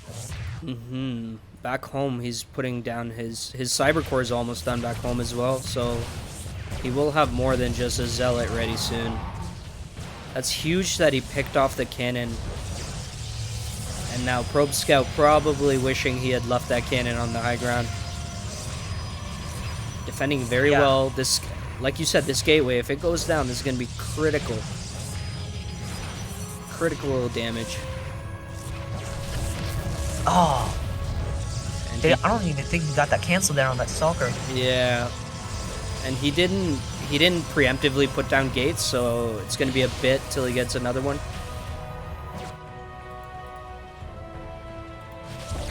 Def Mars. Probably super pissed right now. He's able to take this game. I think he's going to be ready for game number 4 if Probe Scout decides to follow through with a 4th cannon rush. Yeah, I mean, again, Probe Scout, although he's not getting away with it as clean as possible, this isn't the best defense you could ask for in terms of shutting down a cannon rush. Because this is still a semi-successful cannon rush. Like, what's going to fight a Void Ray up here? With all these shield batteries down here, he can just reinforce more shield batteries. Def Mars is appropriately putting down his own. But he's stuck. He's stuck in this base. Void Ray comes out, and the Defs are going to try to run up, but there's a lot of Stalkers at this point, and I think Blink is halfway done as well, so that'll definitely be in the favor of Def Mars once that finishes. Yep, he's gonna get something done before those Immortals start coming out.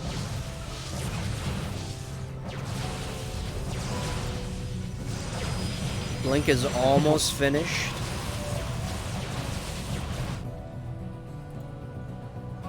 Well, we do have a mass amount of void shield batteries going down. Support this Void Ray here. It's a lot of shield batteries. 2 of them are almost out of energy, however. But they're just going to be, using the shield on 2 Void Rays. And whenever that Immortal gets out here. For now, Death Mars, I don't think we'll be able to... Oh, excellent. Oh my goodness. That was really good. Probe Scout moved too far forward. And Death Mars immediately blinked on top of the Void Rays. Shuts down the pylon. GG.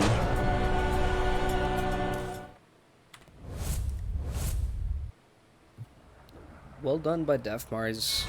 Holding on and sticking to his guts. He just went with the Blink Stalker and it paid off. So back to Europe we go. Yeah, I think if he was able to get that high ground cannon up, he would have been able to continue pushing with cannons from there. Yeah, I think he would have won. Again, he canceled it. I'm not too sure the reason why, but I do agree. I think he made things harder for himself doing that.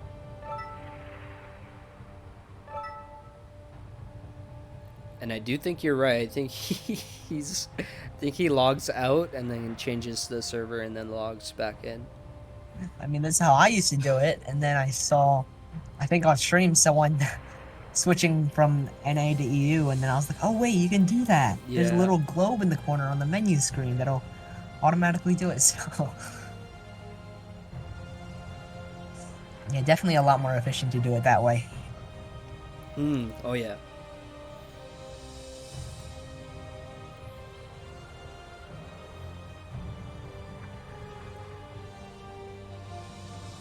So the score is now 2-1. Favor of Death Mars. Defending 3 cannon rushes, losing to 1.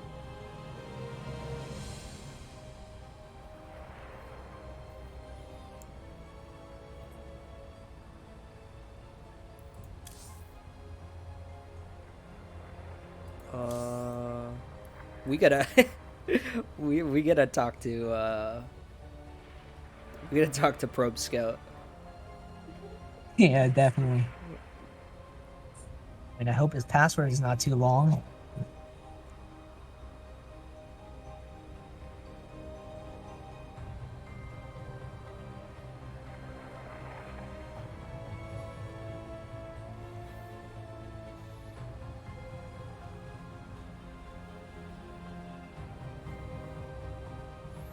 Probe Scout.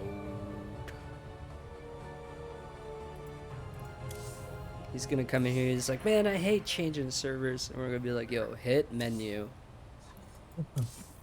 then hit the globe.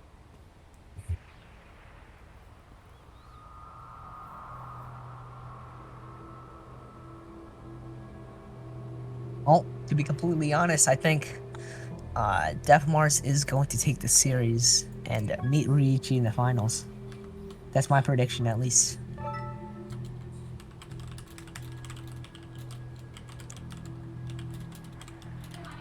Alright, so we got Probe Scout here.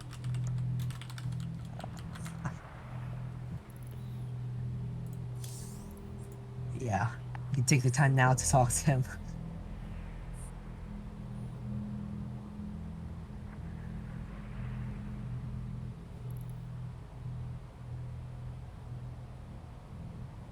Oh my goodness.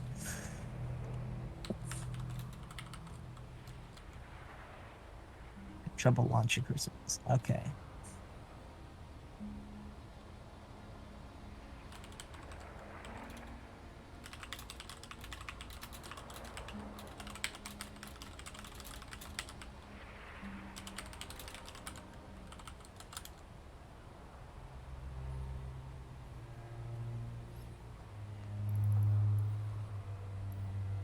Oh, is it bottom right for you?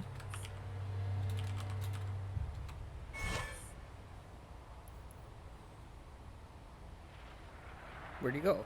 Is he offline?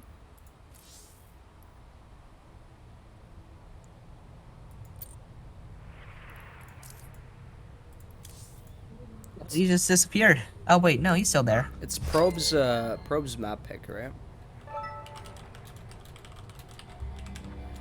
Wow, he's a 5.2k GM and never knew about switching servers.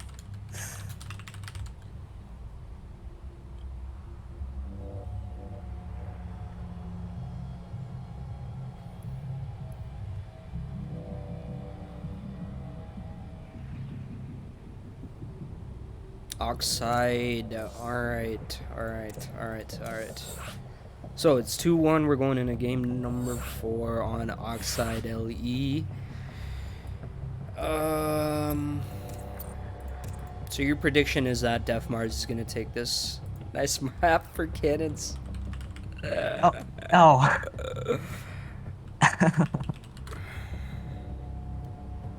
I think here's the thing. We've seen Probe Scout in different games, but in a PvP we've only seen him do cannon rushes, so I don't know if he... Yeah, I've seen him play Hydra as well. I think it was during one of his group matches. Yeah, I think it was the tiebreaker match.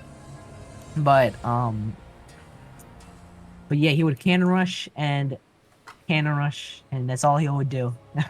So, I would like to see some, maybe him switch it up a little bit, but I wouldn't also be surprised that he got to 5.2k with only cannon rushes.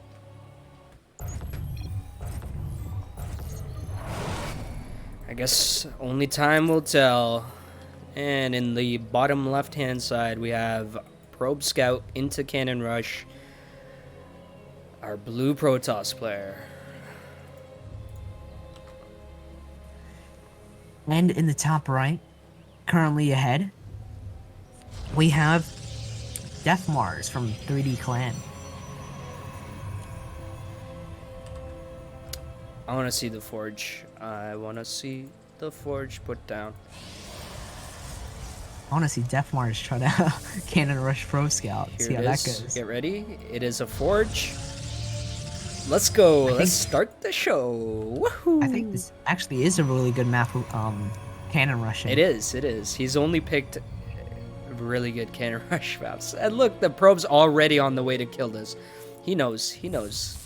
He's played this game. Oh my goodness, he's gonna get it. Oh. That is huge. That is actually huge. Probe Scout already making a pretty critical mistake. That first probe does a lot of stuff. And now there's basically nothing done here. Gets in, puts a pylon down. He's going to start having a... Oh my god. Now, the second... Typically, you'd have your second probe here putting down lower ground stuff. It does get here, but it's really late. So again, he might be able to finesse this, but this is so late. Oh. Cancels the first cannon because he needs to get his probe out of there.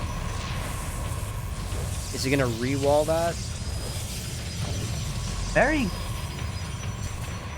I don't know. Here's the thing. He's got 2 probes on the lower ground doing nothing, which is concerning.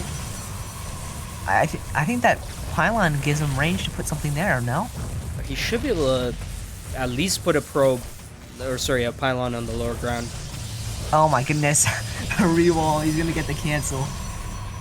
But that Zealot is out, and it's gonna kill this pylon pretty quickly. Yeah, that's gonna be enough DPS to break in here once again. Not too sure what he's gonna go for. He has 3 probes and a dream.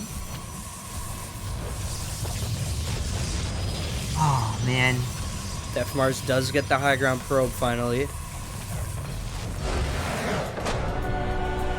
And Def Mars was just ready for that one. Oh, sorry guys, I forgot to switch the scene. Well, that's all right. I think they all could have guessed what had happened. It was very much like the last game. Oh, that's my mistake. I will switch it next time. Got too excited in the cannon rush. Wow, Probe Scout switched servers so quick now. Is he already there? Yeah, he's already here. He beat you. Oh man. I'm here. And is our friend Mars. Death Mars. Man, he even beat Death Mars.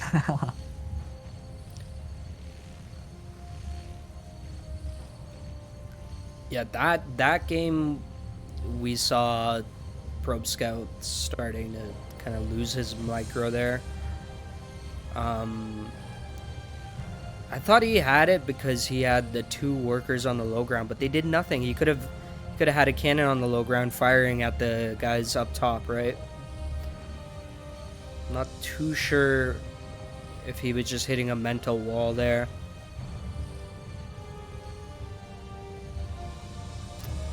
Alright. I think Death Mars is here.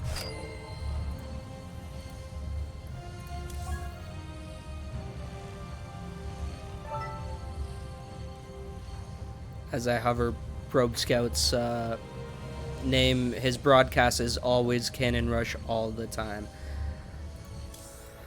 Oh, wait, is that really what it is? Yeah.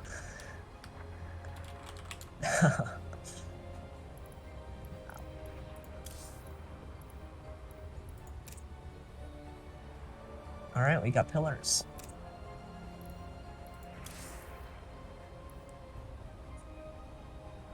Have we played Pillars already? No. No, we have not. Okay. So, if Probe Scout decides to go for another Cannon Rush, I think this is going to be a very quick series. I'm not sure of what his macro skill consists of, but considering that he committed to Cannon Rush every single game, I wouldn't be surprised to see it again.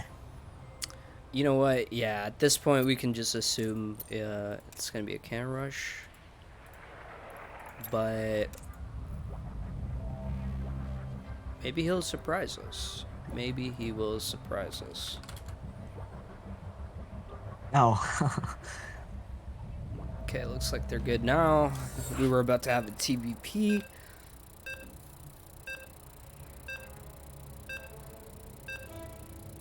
And I'll switch the scene now, so I don't forget.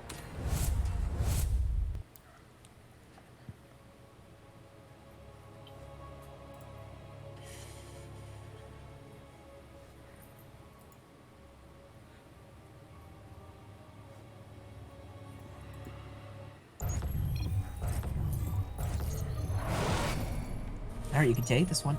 Alright, in the top right hand side we have our orange Protoss player. It is Def Mars, who is now up 3-1. And in the bottom left, on Pillars of Gold, currently behind by 2 points, but also playing with a very interesting strategy here. We have Probe Scout. Yeah, it's you could say he's got a one-track mind. So we will see what his flavor is for this game, and it is a brand new forge. Oh man, that pro's gonna go right by it. He's not even gonna see it. Defmar is actually going to scout. He's watching his ramp, but I don't think he knows. Oh wow. Immediately puts his own forge down. He's walled off his ramp with a forge. And I don't know if he's scouted it yet. No, he hasn't scouted the enemy forge yet. So he's just assuming. He's like, yeah, this is probably Cannon Rush. Well, now he sees that cannon go down for Probe Scout. Okay, so we're going to see definitely a different type of defense from Def Mars here. It's going to be a high ground versus low ground situation with the Probe Scout having the cannon up first. But I think as long as Def Mars gets his pylon up, like a second one here, he'll be fine. Well, let's hope that cannon finishes up so that this probe can get in. Oh my goodness, he's gonna get in.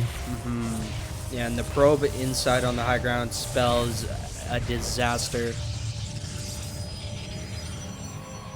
He doesn't have any army units to kind of chase that probe or try to kill it right now. So it can do whatever it likes. I think you could stick a pylon right there and just... Well, I think that would be in range, right? Of that other cannon. Yeah, I think it would. So he's walking a very fine line with this high ground probe, but it should die very soon. It's actually safe right there, so it must be just like a square out of range. Defmar's losing his own forge, about to lose his own gateway. I'm looking for a plan. I don't think he has a plan. You have a Stargate for Deathmars down by his main right now. Probe Scout has already scouted it. He just needs to put a cannon down here, and it will be nullified. Adepts on the way for Probe Scout, and this is looking pretty bad for Deathmars, especially because his proxy has a cannon on it.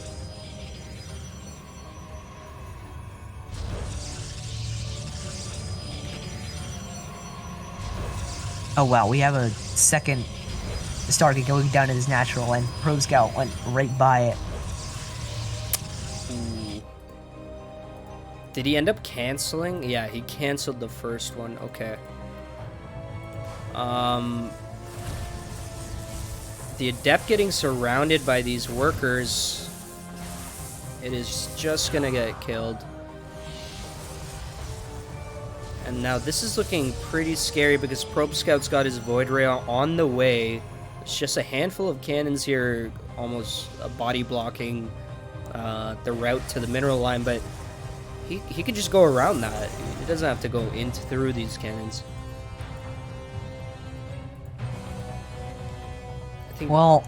I think it would be a better choice for Deathmar to open with a Void Ray. Just double Oracle. I don't know about that, considering that we already have a Void Ray out for Probe Scout. I think the Oracle. I mean, he could kill the economy of Probe Scout and eventually claw back with Blink Stalkers, right? Like he did that one game. But can the Oracles get the job done, right? Like, there is no defense there, but how long does he have? Well, he doesn't have another base this time, so once these Oracles come out, those pros are stuck in there. Yeah, and I think once Probe Scout realizes what's going on, he's gonna probably just pull the trigger and go for some kind of all-in attack. But Deathmar's actually looking pretty well defended with his shield batteries. The Oracles are going to go in, though, and very, very, very quickly these probes are going to start dying. 9 already, 10, 12. I mean, technically none of these probes should survive. Shield battery doing what it can to soak up some of that energy. And that is every single probe already. Yeah, except for the ones out on the map. And the Void Rays, like I said, go all in for a last-ditch effort in breaking this. But the charge goes down. I don't know if you want to fight into that. Yeah. Hold back. You don't want to lose that. Oh my. Yeah, you're absolutely right. Going into the shield overcharge was not a good idea. Deathmar's taking it 4-1.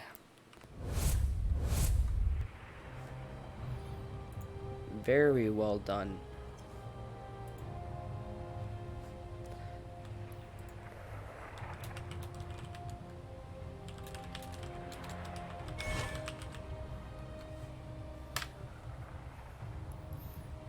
Okay, so is Deathmar's NA?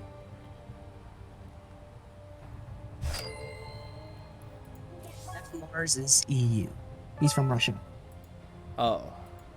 Is Ryuichi is NA, I think. NA, yes. Okay. So, another more server jumping. Yeah, server jumps. Okay. All right. Well, you can talk to these guys, see who wants first pick or whatever.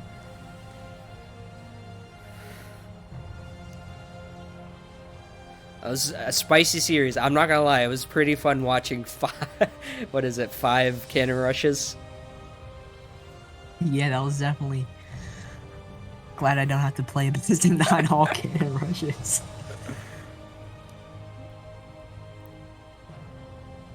Best of 9 all cannon rushes. Yeah, literally, it would have been like, how good is your cannon rush defense?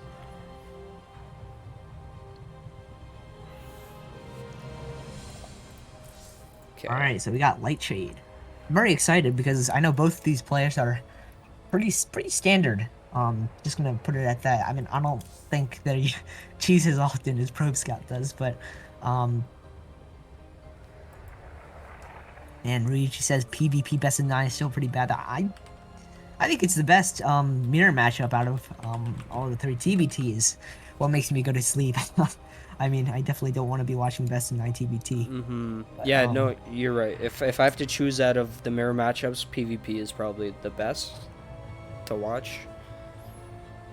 Alright, so I think Ryuichi chose Lightshade. Something I do want to see is some high-level Blink Eruptor play. Yeah, we'll see if the game gets to that late game stage, but I don't think we're gonna see too many cannon rushes, especially if Ryuichi was watching that last match. That last series, he should know Def Mars can hold a cannon rush. Oh my goodness. I just realized this is going to be, they're playing each other in the playoffs next week. Really? Alright, and no match history with the game primes. Yep, there we go. Okay, so they're gonna get a real good feel of each other. Yeah, I mean, I think Stop? if Wait, it anything, said I want to stop? be able to cast. Def Oh. Mars says stop. Huh?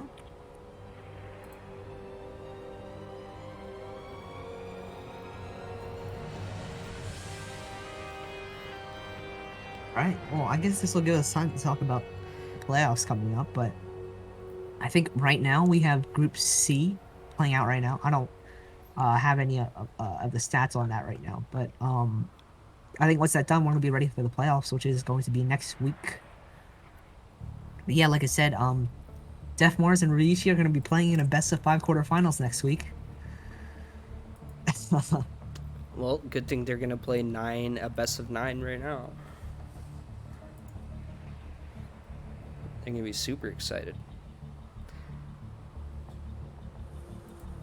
All right, I'll take this opportunity to go and get some water.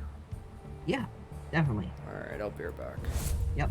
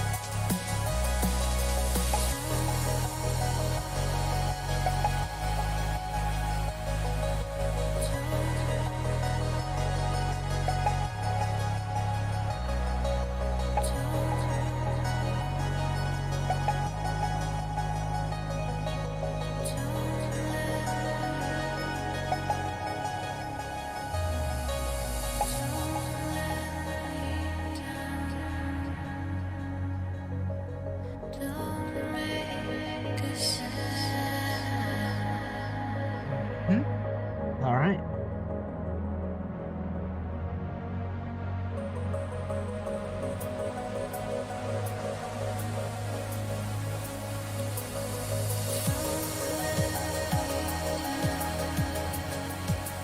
Well, hello, Mr. Ishiboy.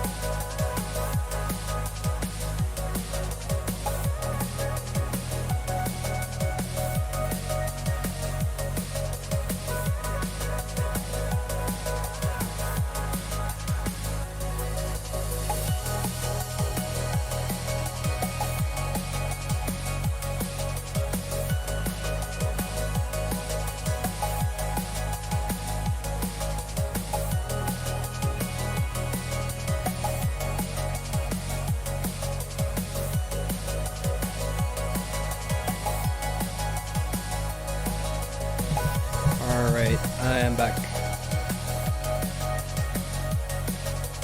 Alright, sounds good. Alright. Let me just change the scene here. Alright, both players are ready. Races look good. Let's hop right in. This is going to be a best of 9 PvP. Hopefully it has some excitement to it, right? Like, let's just... Hopefully they don't both macro up for 25 minutes or something. Oh, yeah, definitely not that. But definitely want to see some close matches, though. Yeah, that'd be crazy if it goes the distance. So, in the top left corner, we have our blue Protoss player, Ryuichi. In the bottom right, on Light Shade, we have the winner of our last series, Def Mars. Yeah, these guys are fighting it out finally in the grand finals for their 25 bucks. 25 big ones. And of course, bragging rights over the other. Seeing as they're playing next week, I'm sure it's gonna be almost a mind game to defeat the other today in preparation for next week.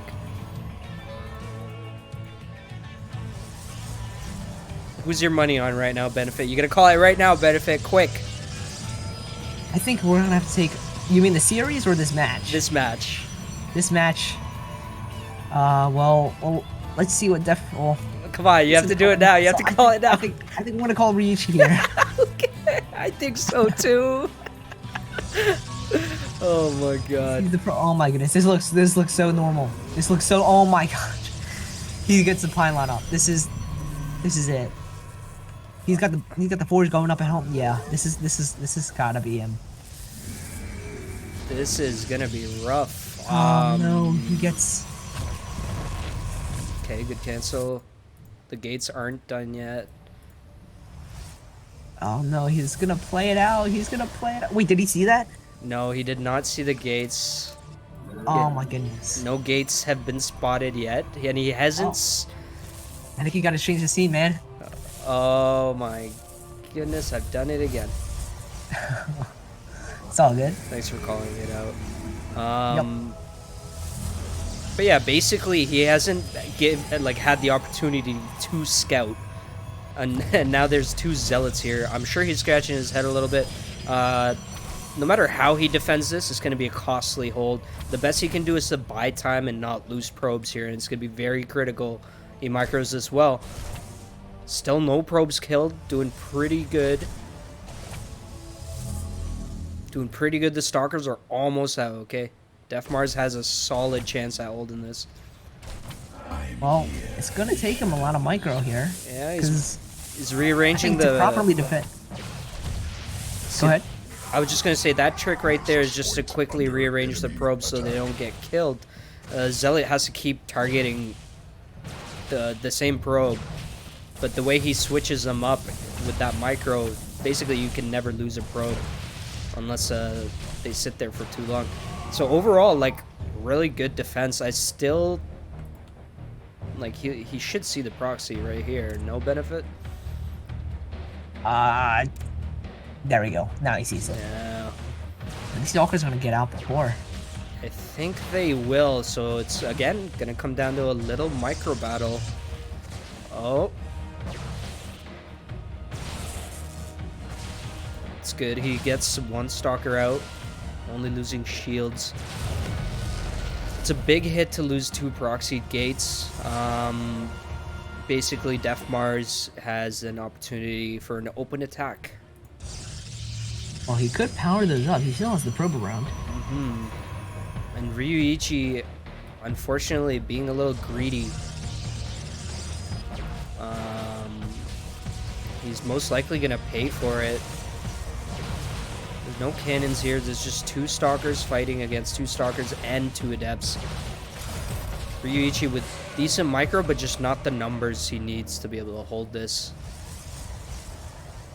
Adepts now shading into the main. Honestly, benefit. This is looking pretty rough for Ryuichi. Looks like Man, we bet on the wrong horse, Benefit. think I think he had the forge down, and the probe was just sitting there at the bottom. I don't know why he didn't put some cannons up.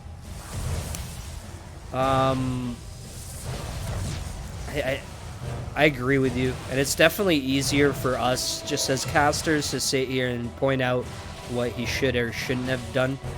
But in a tournament setting, guys, you gotta remember, man, it's a completely different atmosphere. All right, Definitely. you get like a bone-chilling rush through your body when you sit in that chair and start your first match. So it's very easy to forget things or misplace a building or forget a unit. And I think Defmar's held really well to start this one off, and he's done quite a bit of damage on the other side of the map with his counter attack. Oh, here comes that sneaky probe you wanted, Benefit. Do you see it? Top right? Yup, I see it. It's finally coming to do what you had asked for.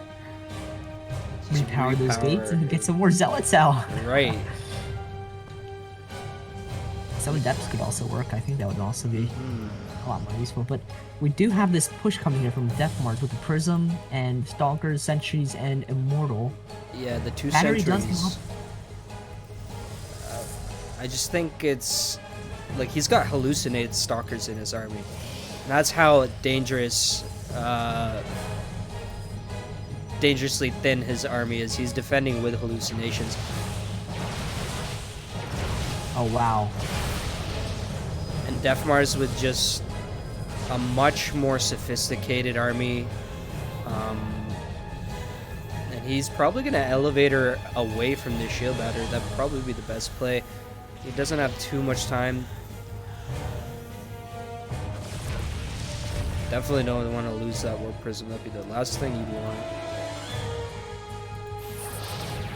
Oh, my. Blocks him out of his own natural. And I think that was a really strong move. He recalls to get his forces back out. But at what Shield battery's cost? already down. He loses the War Prism. That's actually a huge pickup for Ryuichi. But at the cost of his Nexus.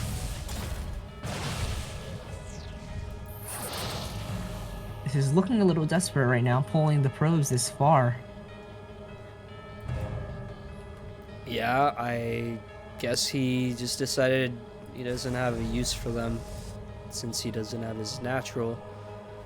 But Defmar's still looking like he has a stronger army here. Ryuichi now finally retaking his proxy. Oh no, this Immortal's caught out of position. This is gonna be a big pickoff. Oh, Okay. man. Defmars has pulled everything for this. He I think reacted appropriately to make sure those proxies don't get powered up again. So we do have a Warp Prism for Ryuichi here coming up, which is going to put a little bit of micro potential here, but there are a lot of Stalkers that, you know, can definitely take this Warp Prism out of the skies very quickly.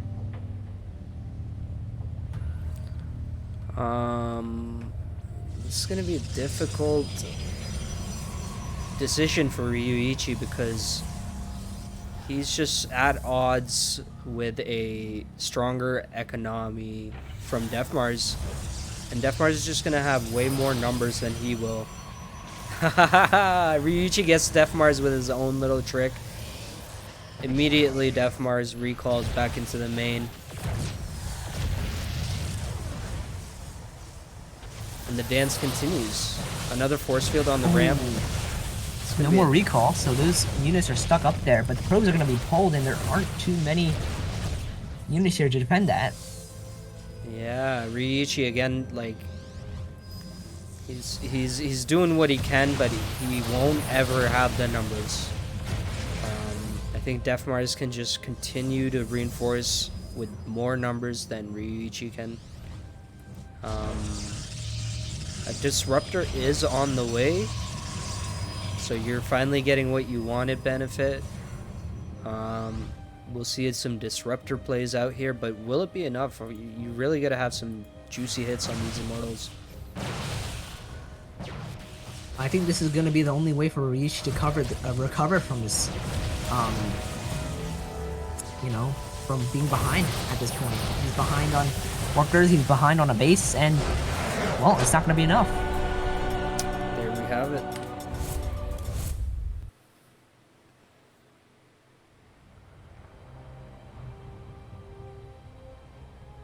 This was EU, so we're jumping to NA. Yes. Oh, wait. My bad. We're going to EU. Other way around, yeah.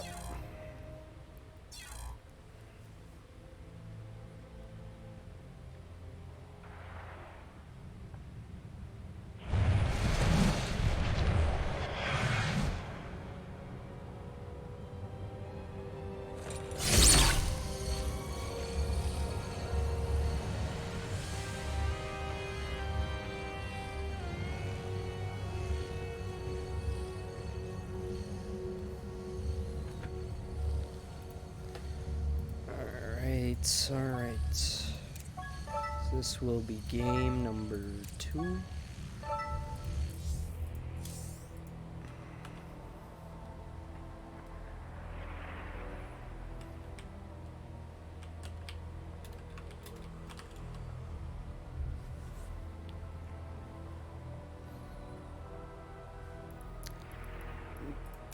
Juggernaut. Okay, let's go.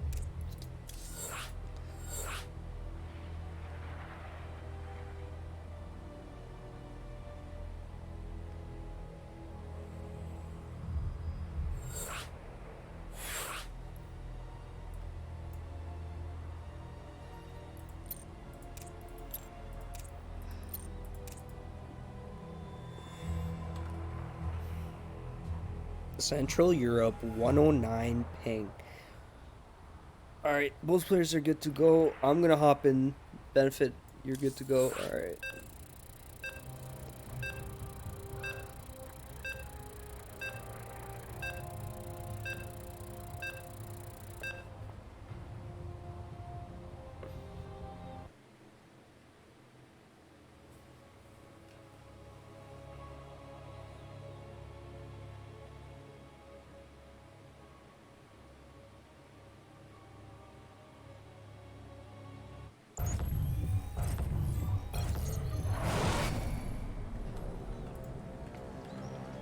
Okay, in the bottom left hand side we have our blue Protoss player Ryuichi.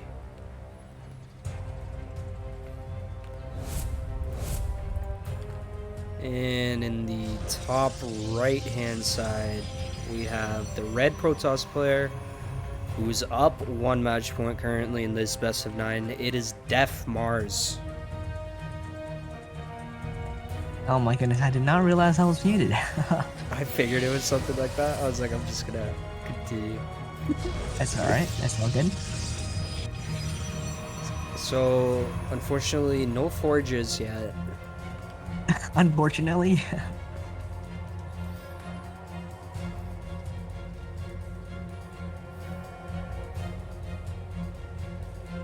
Well, we got mirror plays from both players. I think Ryuichi's a little bit behind. Wait, no, his gateway was a little bit behind, and then Def Mars's assimilated was a little bit behind. So I think this definitely gonna affect the late game, which is definitely gonna put Def Mars ahead. So Yeah, no. I'm kidding. I think I think what we saw last game was more of a, I don't know, seesaw type game where it could have gone either way, especially with the 2-gate proxy. But I don't know, I feel like Ryuichi had that, but he lost it at some point when he threw too many of his units. But this game looks a lot more standard, so we'll see what they kind of go into. Mirror build right now so far.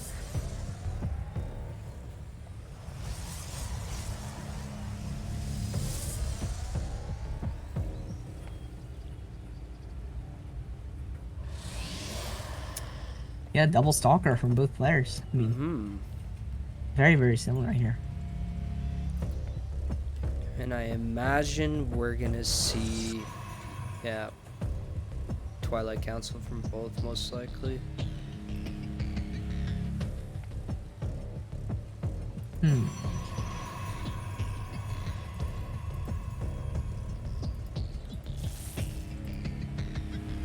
Okay. So we're on one base here. And the stalkers were rallied into the base. I think this should definitely put, ring a bell, you know? For Ichi. I mean, he doesn't see he didn't see a natural either. Well, I guess he doesn't have one either yet, but I don't know. I mean, did he see the Twilight? No, he did not. Okay, so this will definitely be a very strong hit then for Def Mars. Yeah, Def Mars has already opened his tech up. Ryuichi just put his Twilight Council down. So he is going to be behind in that sense.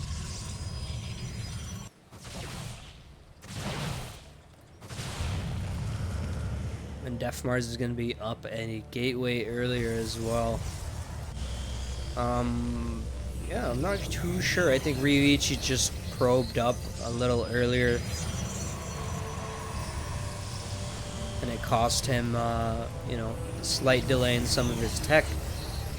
Opting for the forge, so most likely Ryuichi gonna get the upgrades earlier. And that could play a very important role in the fights to come.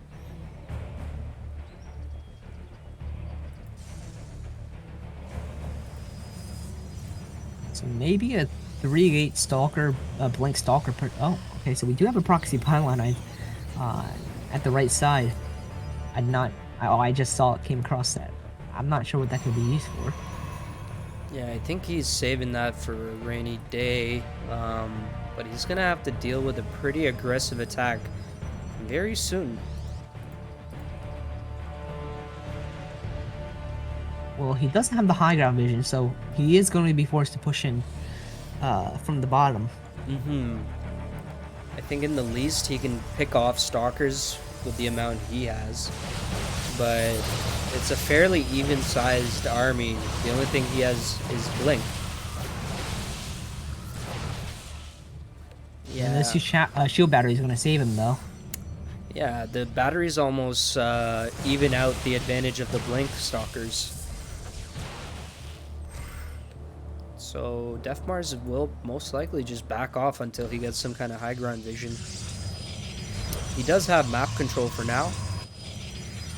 But we do see the Dark Shrine being put down at the proxy location by Ryuichi. Oh man, this is exciting. Definitely different builds from both players. Oh, aggressive blink forward is going to lose him a couple of stalkers. Yeah, I think as Ryuichi, the more he does to keep Def Mars's army on his side, the better it will be for him when the DTs hit. If Def Mars can go back home and reinforce, then he's more likely to be able to hold. But we'll see. He does go Observer first. He's a man who takes care and takes time before getting Immortals.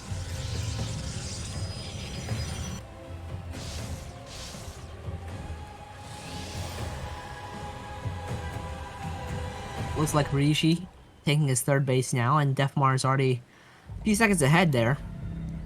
And the Dark Shrine is going to finish, which means we will see DTs on the map soon.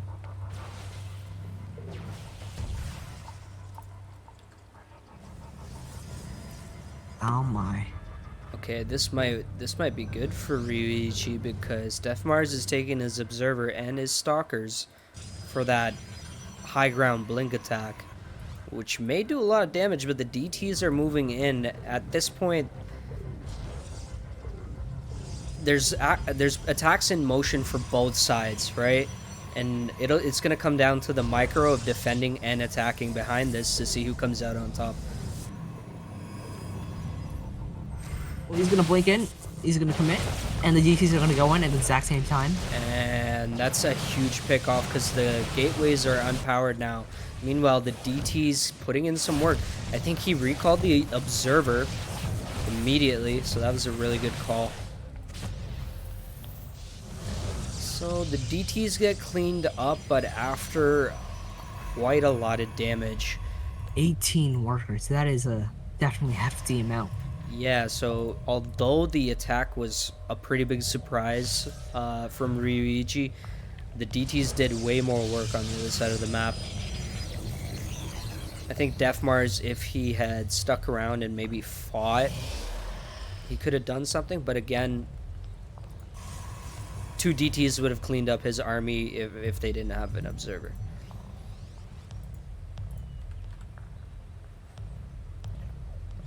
Defmars marching across the map again. I think he has an idea there might be like a proxy or something out here, but I think his main objective is to shut down the third, maybe get some value. It looks like what it is right now. He must know he's behind. And the damage begins. He is gonna snipe this. Wow. Yeah, Blinkstalker's good unit. Ryuichi scrambling to try to clean this up, but my god, he lost a lot there. Still way ahead in workers, but the deficit of a base does kind of balance it out for Defmars.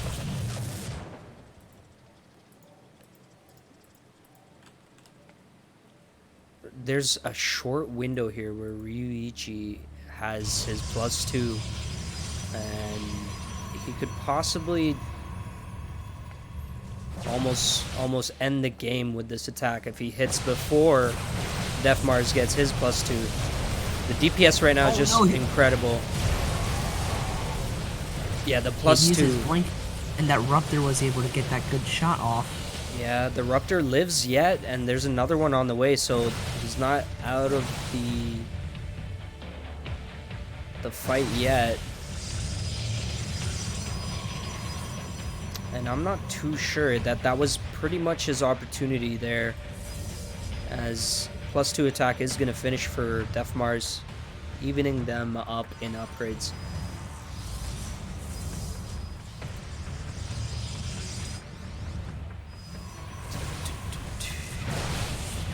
Well, we have cannons now in each base, so I think these Templar aren't going to be too useful for anything until maybe you get a good amount of them, or maybe until you get Dark Templar Blink. Yeah, I think you're right. Right now the main issue is this Disruptor Crown that grows for Defmars. Ryuichi is going to try to keep up with it, but at the end of the day, if there's like 5-6 Disruptor balls going out versus 2, odds are you're going to lose a lot of your army.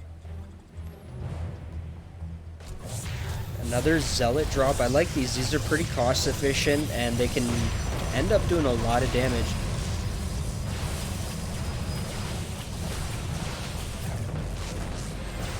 Causing problems in the main. Meanwhile, it picks off a pylon at the third base location. Defmars is just keeping all his disruptors at his newest base.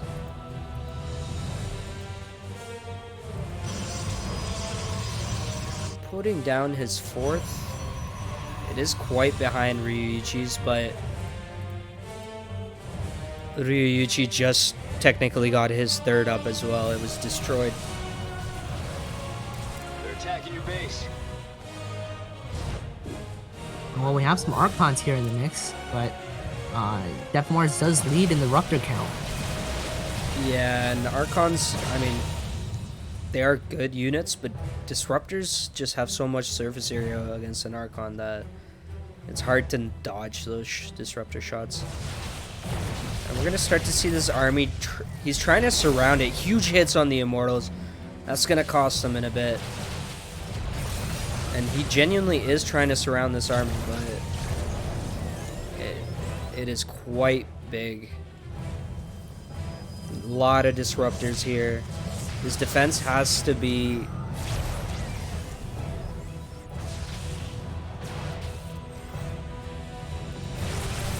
few more DT Zealots running into the natural. Again, being just annoying, distracting, pulling APM away from the main fight. I think Ryuichi is getting the right idea. He's gonna make it hard for his opponent to micro those disruptors. If he attacks at different fronts, it's gonna be very hard to keep the disruptors microed. Ooh, big mistake there with the move command. But splitting his army and trying to get that concave, but the Ruptors are just zoning his army away. It's too difficult to get a good position on them. Yeah, he almost doesn't want, like, you almost can't fight into that unless you catch them off guard. So maybe he's gonna go for some more, sneaky attacks around the back with a couple of Zealots or something. But he's gonna do something else here, or he's gonna make a tech switch that's gonna work for him. Leaving your 4th unguarded, I don't think is the way. Oh, he lost 2 disruptors. 2 more stalkers. Some juicy disruptor hits from Def Mars. Kills his own there. Stalkers blink forward, dodging disruptor shots. Wow. Yeah. Ouch. Oh, his blink was not off cooldown there, but I think Def Mars definitely took a huge hit in his army size as well. But he did get the 4th. So I think that's the key takeaway there. 5th was denied as well by these 3 Zealots. I think Ryuichi is getting pretty desperate here. His bases keep getting denied. He's coming in with disruptors. Oh, huge hits! He actually managed to kill his opponent's disruptors, but there's so many more reinforcing. He can't lose these disruptors. He's gonna do whatever he can here.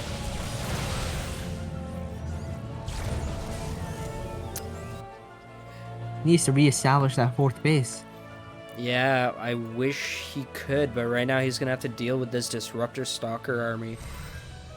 It's not the biggest army I've ever seen, but if those disruptors hit, they could change the tide of the battle very, very quickly. Stalkers come into the 3rd base now, and if they pick this off, Ryuichi really will have no economy.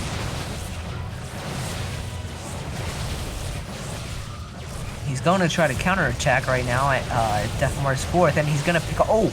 Good pick He's going off. to pick off that disruptor. That was a really good pick off right before the Nova was gonna explode. So he recalls to his 4th base. A lot of disruptors just showed up. Oh no, he's gonna lose the last of his few disruptors that he has left. 22 workers went down from Def Mars. I think that was a really good trade there for him. For Considering red, how yeah. he's pretty behind. Well, it looked like 1, 2, 3, 4. It's gonna be up 5. He's gonna have his 5th base up shortly. Ryuichi just desperately trying to pick off this Nexus here. The reinforcements are on the way.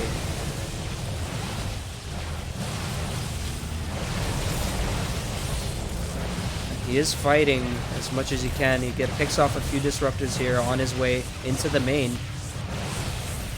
But most likely he's going to lose all these stalkers. Huge number of probes have been murdered here. And Ryuichi actually coming back with a ferocious blow here. 31 probes killed at the cost of a handful of stalkers, maybe 3 disruptors.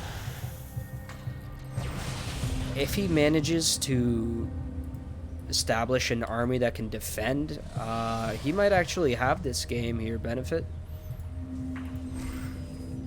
Man, but I mean, I'm looking right now. I don't see much army right now. Yeah. For Ryuichi. Yeah, and I think we're seeing the effects of those bases being picked off continuously. He has pretty much no economy, even though he has the workers.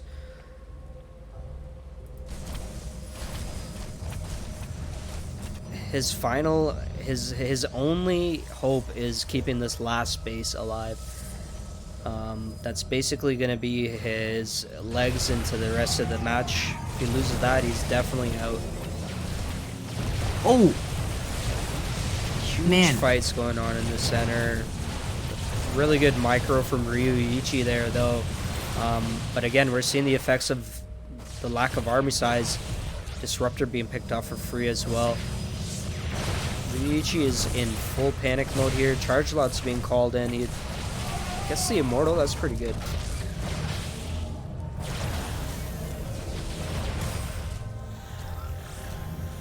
Oh.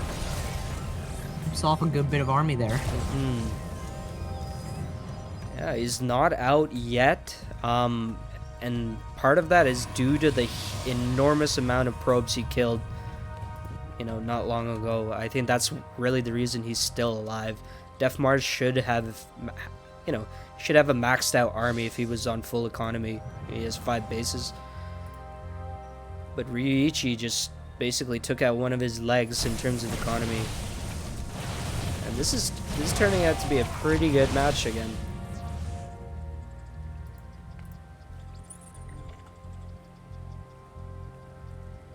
Ryuichi scouring the map. All these probes are going to get caught here. Oh no, that is a lot of pro. I don't know if maybe that was on purpose to try to kill these guys, but then he's giving away the economy that he took.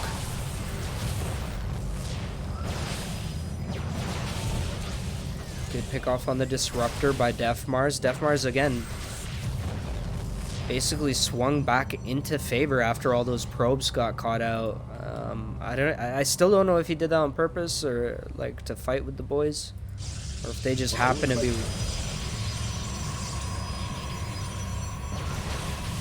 I think at this point it could be. Oh wow, nice splits. Good split. He's got blink still. Okay. I'm quite sure this is going to be an all or nothing from Ryuichi.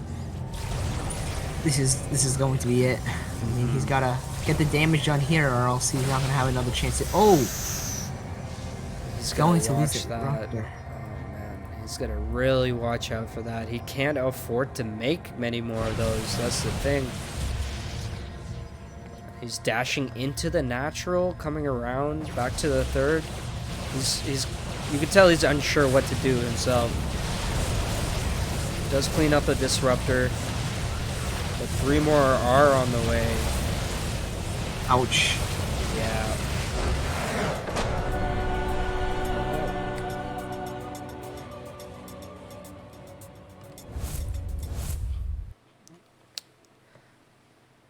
Damn.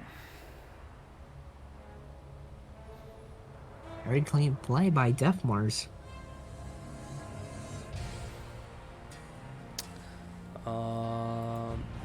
Yeah, so 2-1 for Def Mars currently.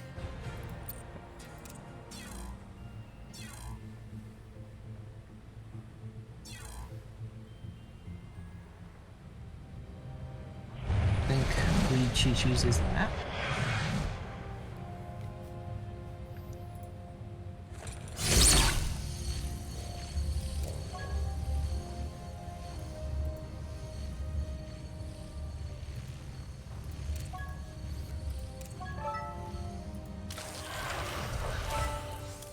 Okay, Ryuichi wants Death.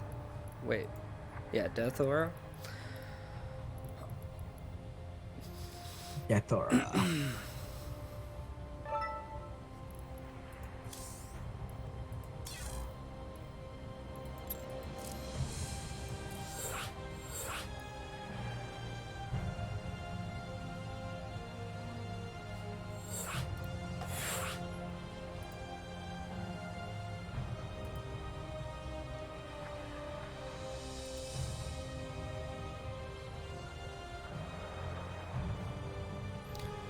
Okay.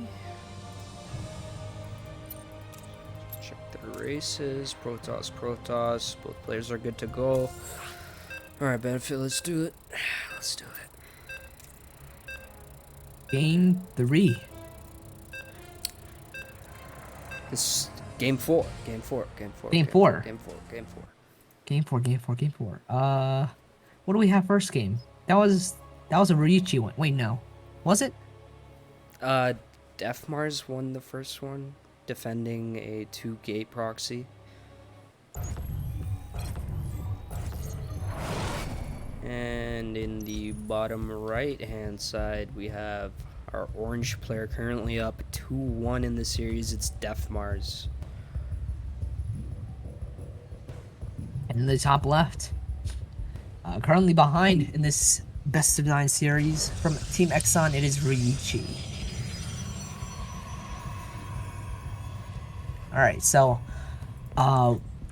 let's recount the games for a moment because there's been a lot of PvP today.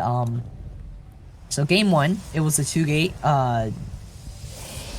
proxy, and that was a Def Mars win, right? Yes. Now, did we play Pillars of Gold? I believe With these two? so. I don't know. It's all a blur. Yeah. But last game was definitely. Yeah. So, we're at least at 2 for Def Mars. Man. Alright, so I guess we'll have to ask the players and see what they remember as well, but alright. You might want to change the scene as well. True. Good call.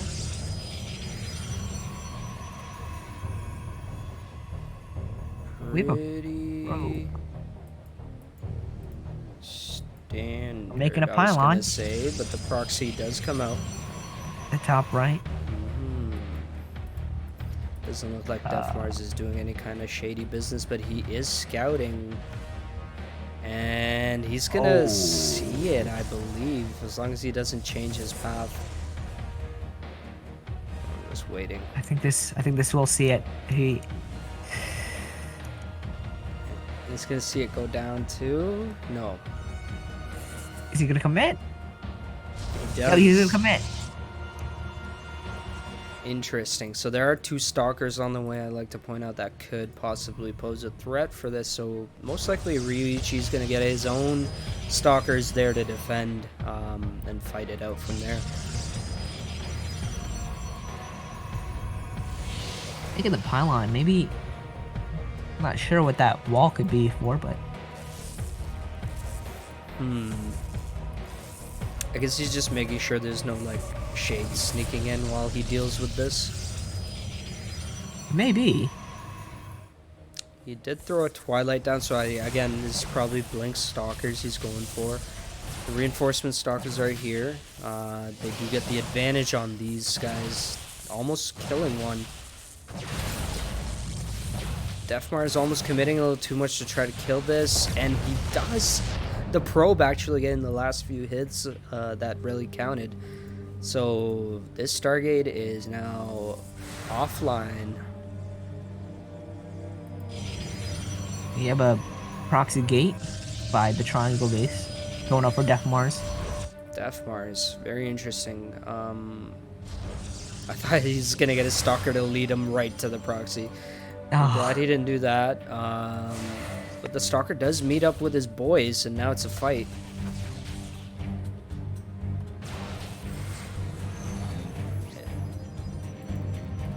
Immediate recall. Both are on one base, so this is a pretty even fight right now.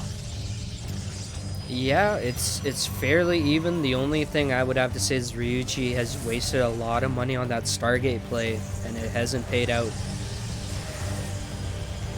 So he should be short a few units here. Even a shield battery here on the lower ground for Def Mars. I want to see if Ryuichi has seen any of this proxy. Nope. Ooh, a little bit late on the attack command, but I don't know if that's going to change much, as Def Mars leads in the stalker count. He's going to need to pull back. Yeah, he didn't even... I guess his proxy still wasn't seen, so it's not all lost. The fact that he still has a hidden proxy, Ryuichi might overcommit and then get shut down by these reinforcements. I think an immortal right now could be really useful. Okay, so he lifted the 2 adepts in his war prison, and he's gonna send those over to his main base. Meanwhile, there's a Yes. contain by Death Mars with his stalkers right now, but Ryuichi seems to be catching up. Yeah, right now Blink is just about to finish up, so the Stalkers will be getting more value than they have so far. But the Immortal, unless it gets picked off immediately, I think the defense is going to be impenetrable here.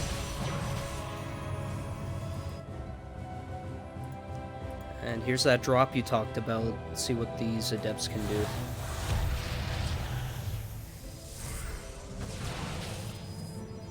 Going to get denied by those stalkers in his main. But I think if he's able to move out with 2 immortals right now, he's going to be able to plow through these stalkers of Death Mars and shut down his proxy. And then maybe establish his natural as well. Yeah. Ooh, he's gonna lose a prism as well. Jeez, yeah, unfortunately that was pretty rough that the prism was taken out. It kind of doesn't give him any opportunity for that attack you mentioned. Because if he does move out, it's going to be very all-in-ish with this army. I think Ryuichi understands that, and he's chronoing out. He's chronoing out a Warp Prism. Oh my god, the Stalker's blinking on the Immortal. Shield Battery doing what it can. Both Immortals very low get eliminated. I think that was pretty worth for Death Mars. Fortunately, he's losing his proxy.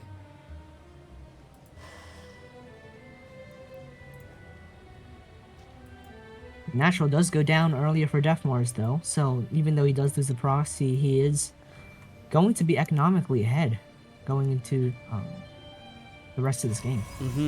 It was very important that he picked off those Immortals because now it's Blink Stalkers versus regular Stalkers. Death Mars with the clear advantage. But the Warp Prism, you can almost emulate blinking with that. So it depends on the micro. Will he cancel? He will. That's going to reset that lead there, and now it's been reversed. Ryuichi's on the contain. Death Mars is stuck inside his main base. And Ryuichi has way more Stalkers here. And he's got the Warp Prism for instant reinforcement, so clear advantage. And as he picks off the gateways, I think he's going to start making headway here. Wow, very nice Prism micro. Yeah, like I said, he can contest against Blink just because he has the Warp Prism. So it's going to pay off for him without even having to purchase the upgrade. I think right now for Death Mars, if he gets the Warp Prism, he can hold. But until that Warp Prism gets picked off, he is pretty much going to lose.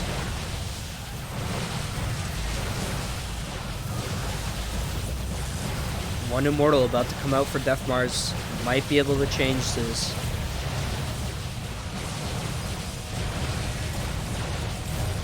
Wow. Really good micro from Ryuichi. Trying to get the Immortal. He's trying to get it, but he's given up a lot of Stalkers Oh my for that. goodness, he's gonna get the Prism. Oh my. Ryuichi.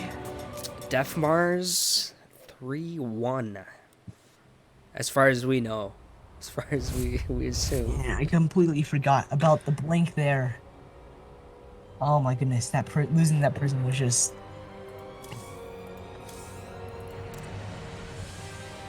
I think we're going back to Europe. Yes. Yes, we are.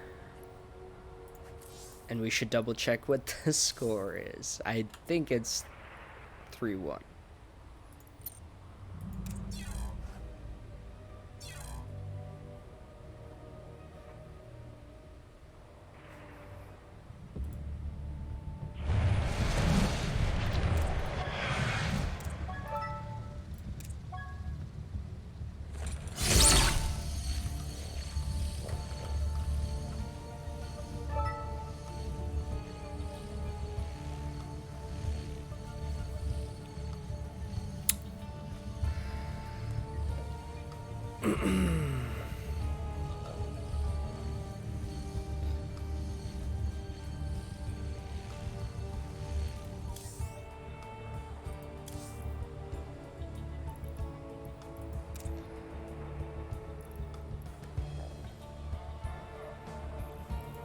It's 3-1.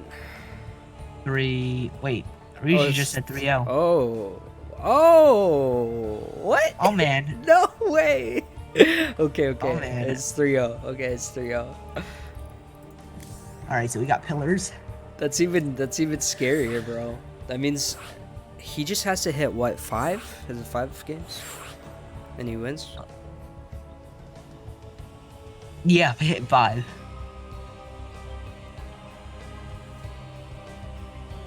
Oh man, so wait, I'm so confused though. 1 minute. Let me Def Mars is a Protoss. Wait, this is EU, right? We're in Europe now, yeah. Huh. Alright, sorry. Let's go.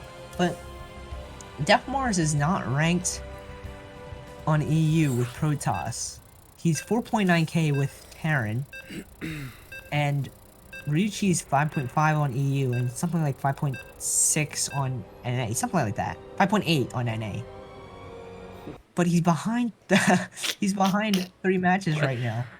It's a PvP percentage. You could go to his profile and check his actual ladder stats and see what his PvP is. Then maybe that would explain a little better. Maybe, yeah. It might be a PvP thing. Definitely want to do some profile studying after this match. I'll let you take this one. Alright.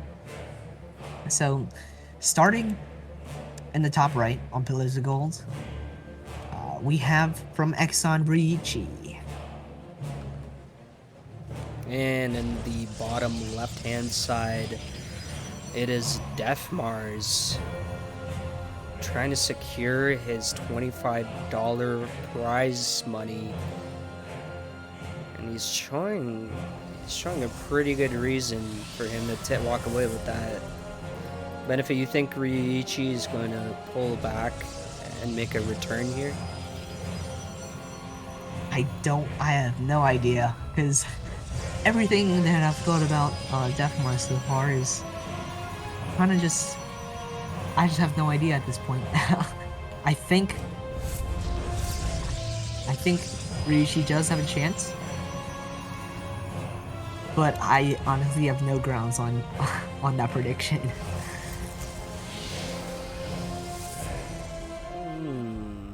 Okay. Let's see.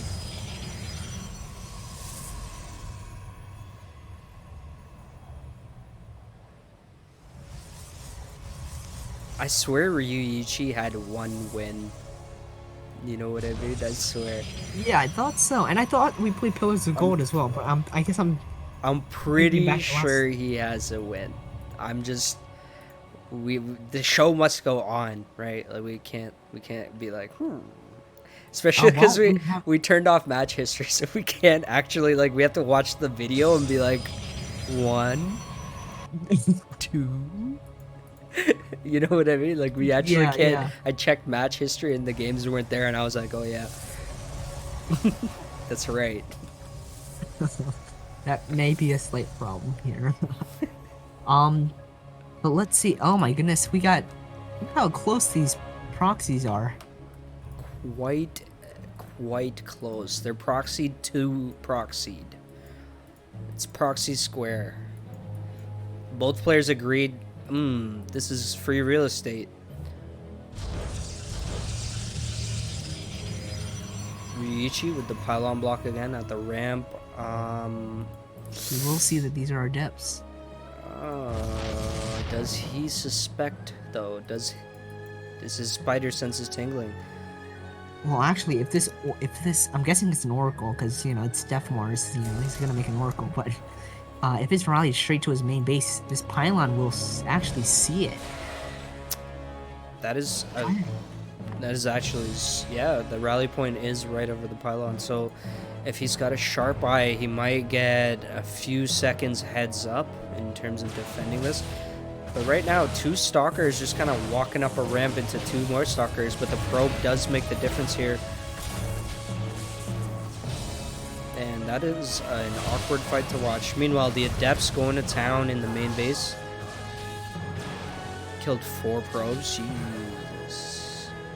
Oh my goodness, he saw it. Phoenix comes out and he has it ready in the corner there. He did see it in all that commotion. That's pretty impressive. Because it took everything I had just to use my observer's ability. Yeah, I purposely switched to his point of view to. Yeah, but you know, it flew right over. I mean, considering if he was watching the mini map, he definitely saw it. Well, regardless if he saw it or not, that Phoenix is going to be right there and going to deny that Oracle. Yeah, he's pocketing it for the second one. He might just commit to go in, but there's a shield battery, and like you said, the Phoenix is there. So I can't imagine it'll do too much damage, but let's see. The shield battery doing pretty good, saved a few of them. 2 oracles, 5 kills. That's more than you'd want to lose, but you know, crisis averted. Let's call it what it is. Yeah. Ryuichi with a second proxy this time on the left side of the map. Proxying all over the place. Well, Death Mars doesn't have any army at home right now. He has 2 Stalkers and 2 Oracles. The Oracles are going to be flying out, and this move out from Ryuichi can be pretty strong here. If oh well, I missed the 3 Stalkers in his main base. Never mind that. Oh well, now he hallucinated 2 more Stalkers, so this is going to look a lot bigger and stronger than it truly is. And those Stalkers can tank some damage. So unfortunately, the RNG didn't work out for him. One hallucination does tank a bunch of hits there. It's gonna use these sentries before they die. I don't know why the Guardian Shield wasn't up. Okay. For that force field. And we missed it, but the Oracles came back with the Phoenix and killed 21 probes. Oh my goodness. Oh my goodness. So Ryuichi, very, very low on workers. Basically, this is his last attack. He's doing what he can to fight these Stalkers, but the numbers and the reinforcement will overwhelm him. Death Mars. Well, I want to say 4-1, but even so, we still have a lead for Ryuichi. Yeah, I'm thinking it'll just go to 5x, you know? Like, it doesn't matter what the other one is. The way these games have played out. Let's take a look. So, 2 matches on... This is EU, right? This is EU. So, is that...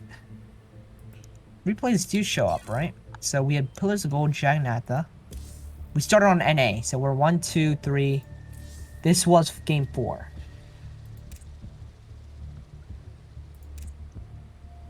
So we're going into game 5, which I guess adds up. If we were at 4-1, we would have 5 games done already. Okay. Right? Because I see 2 replays here, right, in Europe. Yeah. So and if we if go, I look here... Oh, I'm in NA. Sorry, I see 2 replays in NA. Oh no, I accidentally double-clicked on a replay. So give me a moment.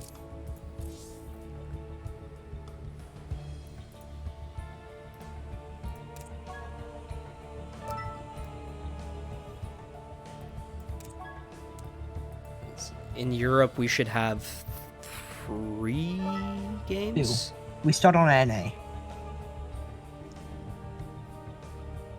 So we have 1 replay on NA, and then a second one on EU. We went back to NA for 3rd game, and then came back to EU for the game that we just played. And now we're back on NA. 4-0. Yeah, so 4-0. Okay.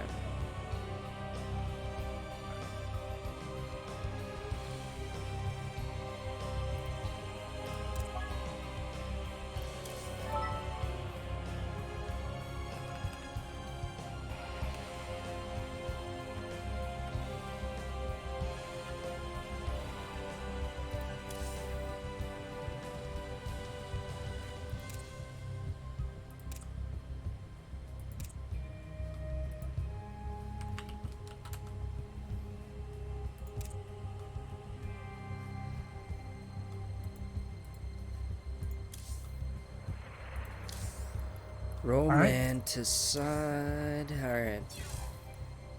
Eastern United States.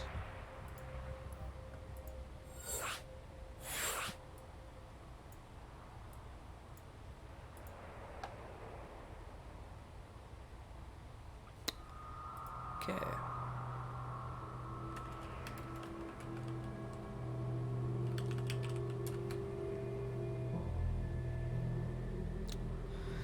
Alright, let's hop into game number 5.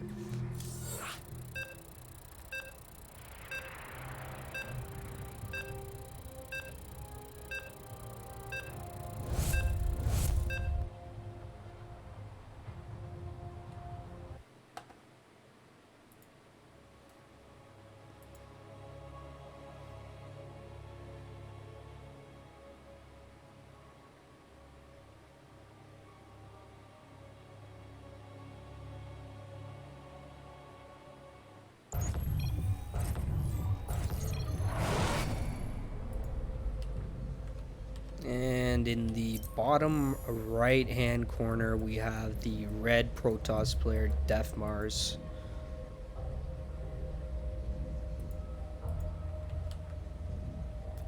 And in the top left corner, our blue Protoss player is Ryu Ichi.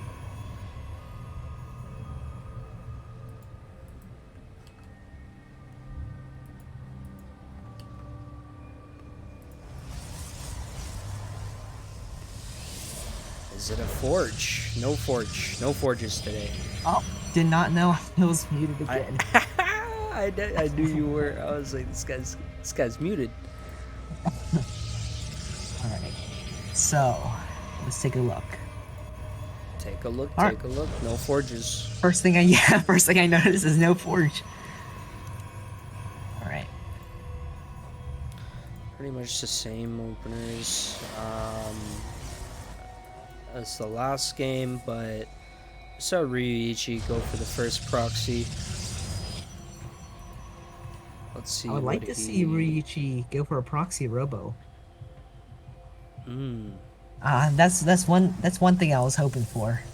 I think we kind of seen most of what we would naturally see in a PvP series like this, but proxy robos was not one of them so far.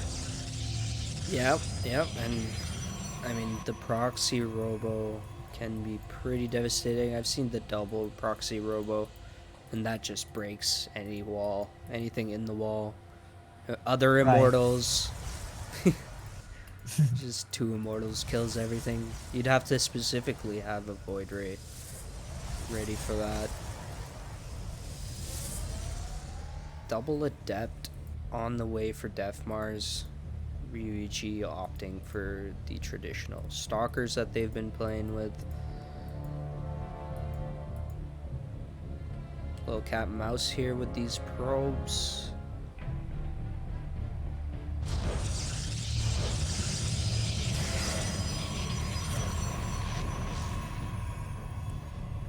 This probe is gonna get assassinated. Alright. Otherwise, pretty standard. Nobody's doing some weird proxy.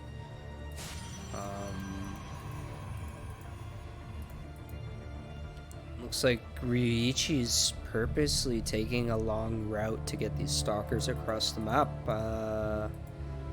Maybe that's to be sneaky. The other 2 are just going to be rallied into the natural.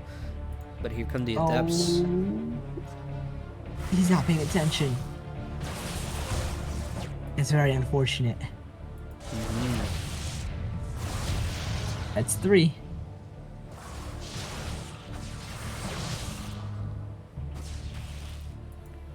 It's not bad. It's got 2 more adepts on the way. And he's making 2 more back at home. It's a lot of adepts with a robo behind this. Very interesting. Again, these adepts are doing decent here, but not really worth as much as you would think. Still, any damage to economy really is pretty good, especially in a mirror matchup. Def Mars Okay, for yet. a moment there, I thought he was shooting his probe, and I was like, what? Yeah, he's tired of this. Now I gotta say, Def Mars is showing no intention of having a Nexus. I think this might be a 2-base all-in benefit. It looks like, okay, so that's a late natural there by Ryuichi.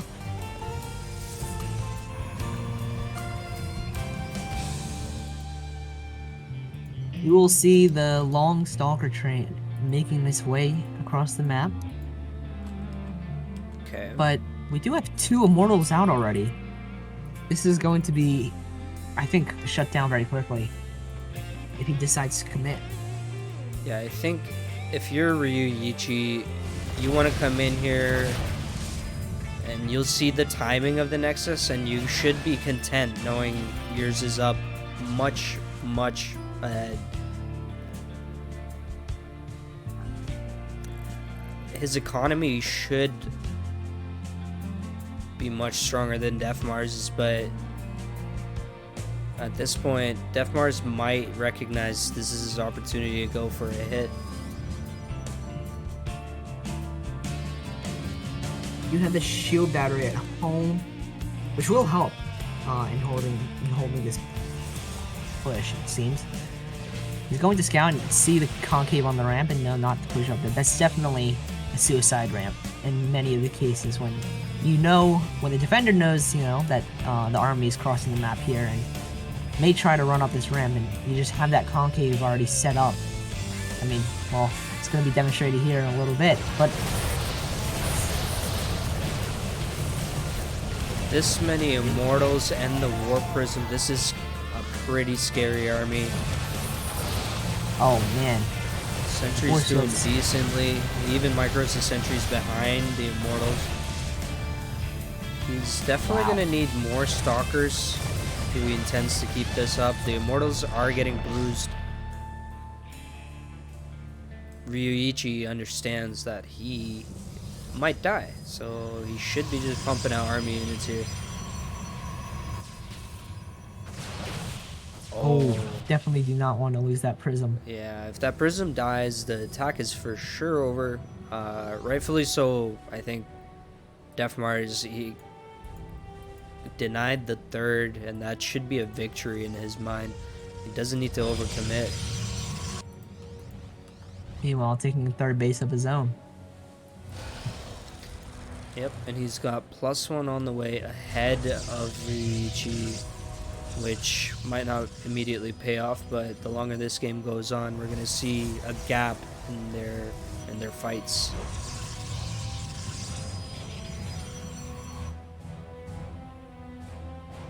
And I'm not too sure like Ryuichi can actually do anything here. He has a pretty sizable number of zealots. Gonna deny the third. There's no robo either. No, So, this is pretty. What he has right now is what he had. Oh my goodness, the force fields. Pretty good force fields, but there's so many charge lots outside that one shield overcharge was like his saving grace, and this second wave is gonna be just. There is a little gap on that side. If the stalkers can just get out of the way. He almost lost the one immortal, but he microed it back in time. Wow. So far holding, hasn't lost any workers, hasn't needed to pull them. He's able to snipe this prism that's doing so much work. Or Yeah. back off. He needs to back off. Yeah, he's pulling the boys now. Oh, man, that was a good chance to snipe the prism, but Def gets Mars out. surprisingly still holds, like you said, due to some pretty good prism micro. Didn't the lose supply it. is very similar as well. Yeah, I think Ryuichi just evened it out, especially because the workers were pulled there, and especially Considering his third is up, we could say he's ahead now. We could say that. Def Mars, though, definitely with a tech advantage, to say the least. Remember I mentioned that +1 attack earlier? That's already complete now. And I imagine he's going to start +2.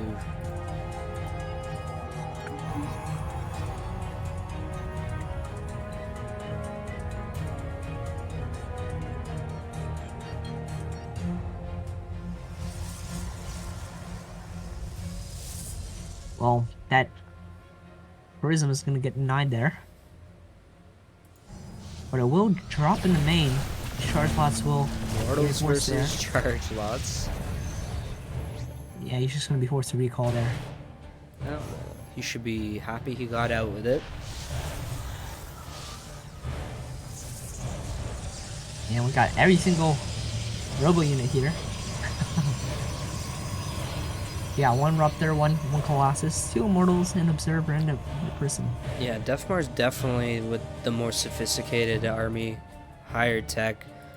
And just having the War Prism, man. I don't know what Ryuichi is doing. Not making the Robo just to have the War Prism. I think it's on the way, the Robo. But he can't, you just can't attack as Protoss without a War Prism. You have no reinforcements. So this is like an attack that if it doesn't go well, he's gonna die to the counter attack. Definitely does need to pull out that early charge. It's doing a lot of help. Yeah, they're getting some workers, but you look at the resources lost. Ryuichi is almost double the resources lost. He's thrown so many zealots.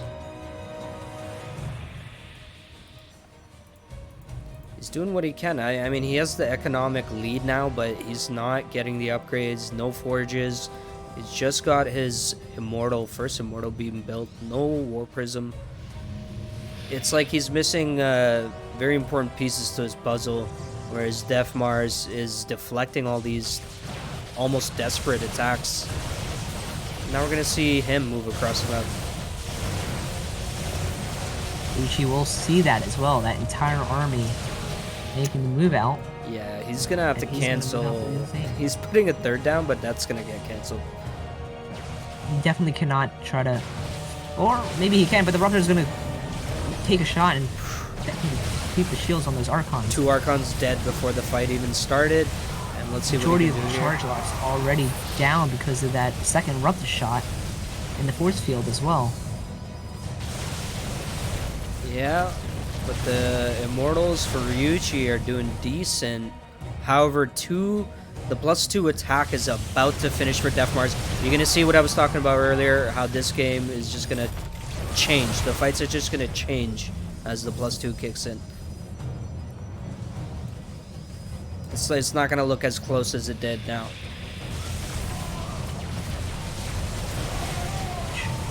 It's going to keep Ruptor those hits charges. Ruptors. Super, super strong. The +2 doesn't even finish. And 5 to whatever the score was. 5-0.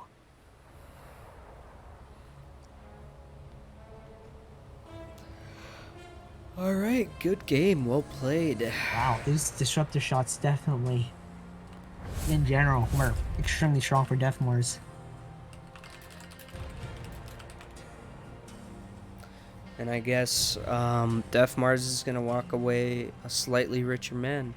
More Yeah, team. $25. I think the Maturino is not exactly ready yet, so it'll will take a couple of days, you know, for us to use up all the codes and all. But yeah, we definitely will be paying them out. And yeah, thanks to everyone for coming out to the DHS Thanksgiving special. Stay on the lookout for the Christmas one. That'll be coming up soon, or at least the one in December. And as far as season 2 goes, we'll be having qualifiers then as well. So if you want to play in that, you know, come out, take a shot at it. It'll be fun. So, yep. Thanks, King Shibby, for the casting today. Yeah, man. Thanks for co-casting with me. It was fun. We got through it in reasonable time, so I'm happy for that. And thanks everybody for tuning in, and we'll catch you next time. Yep, thank you.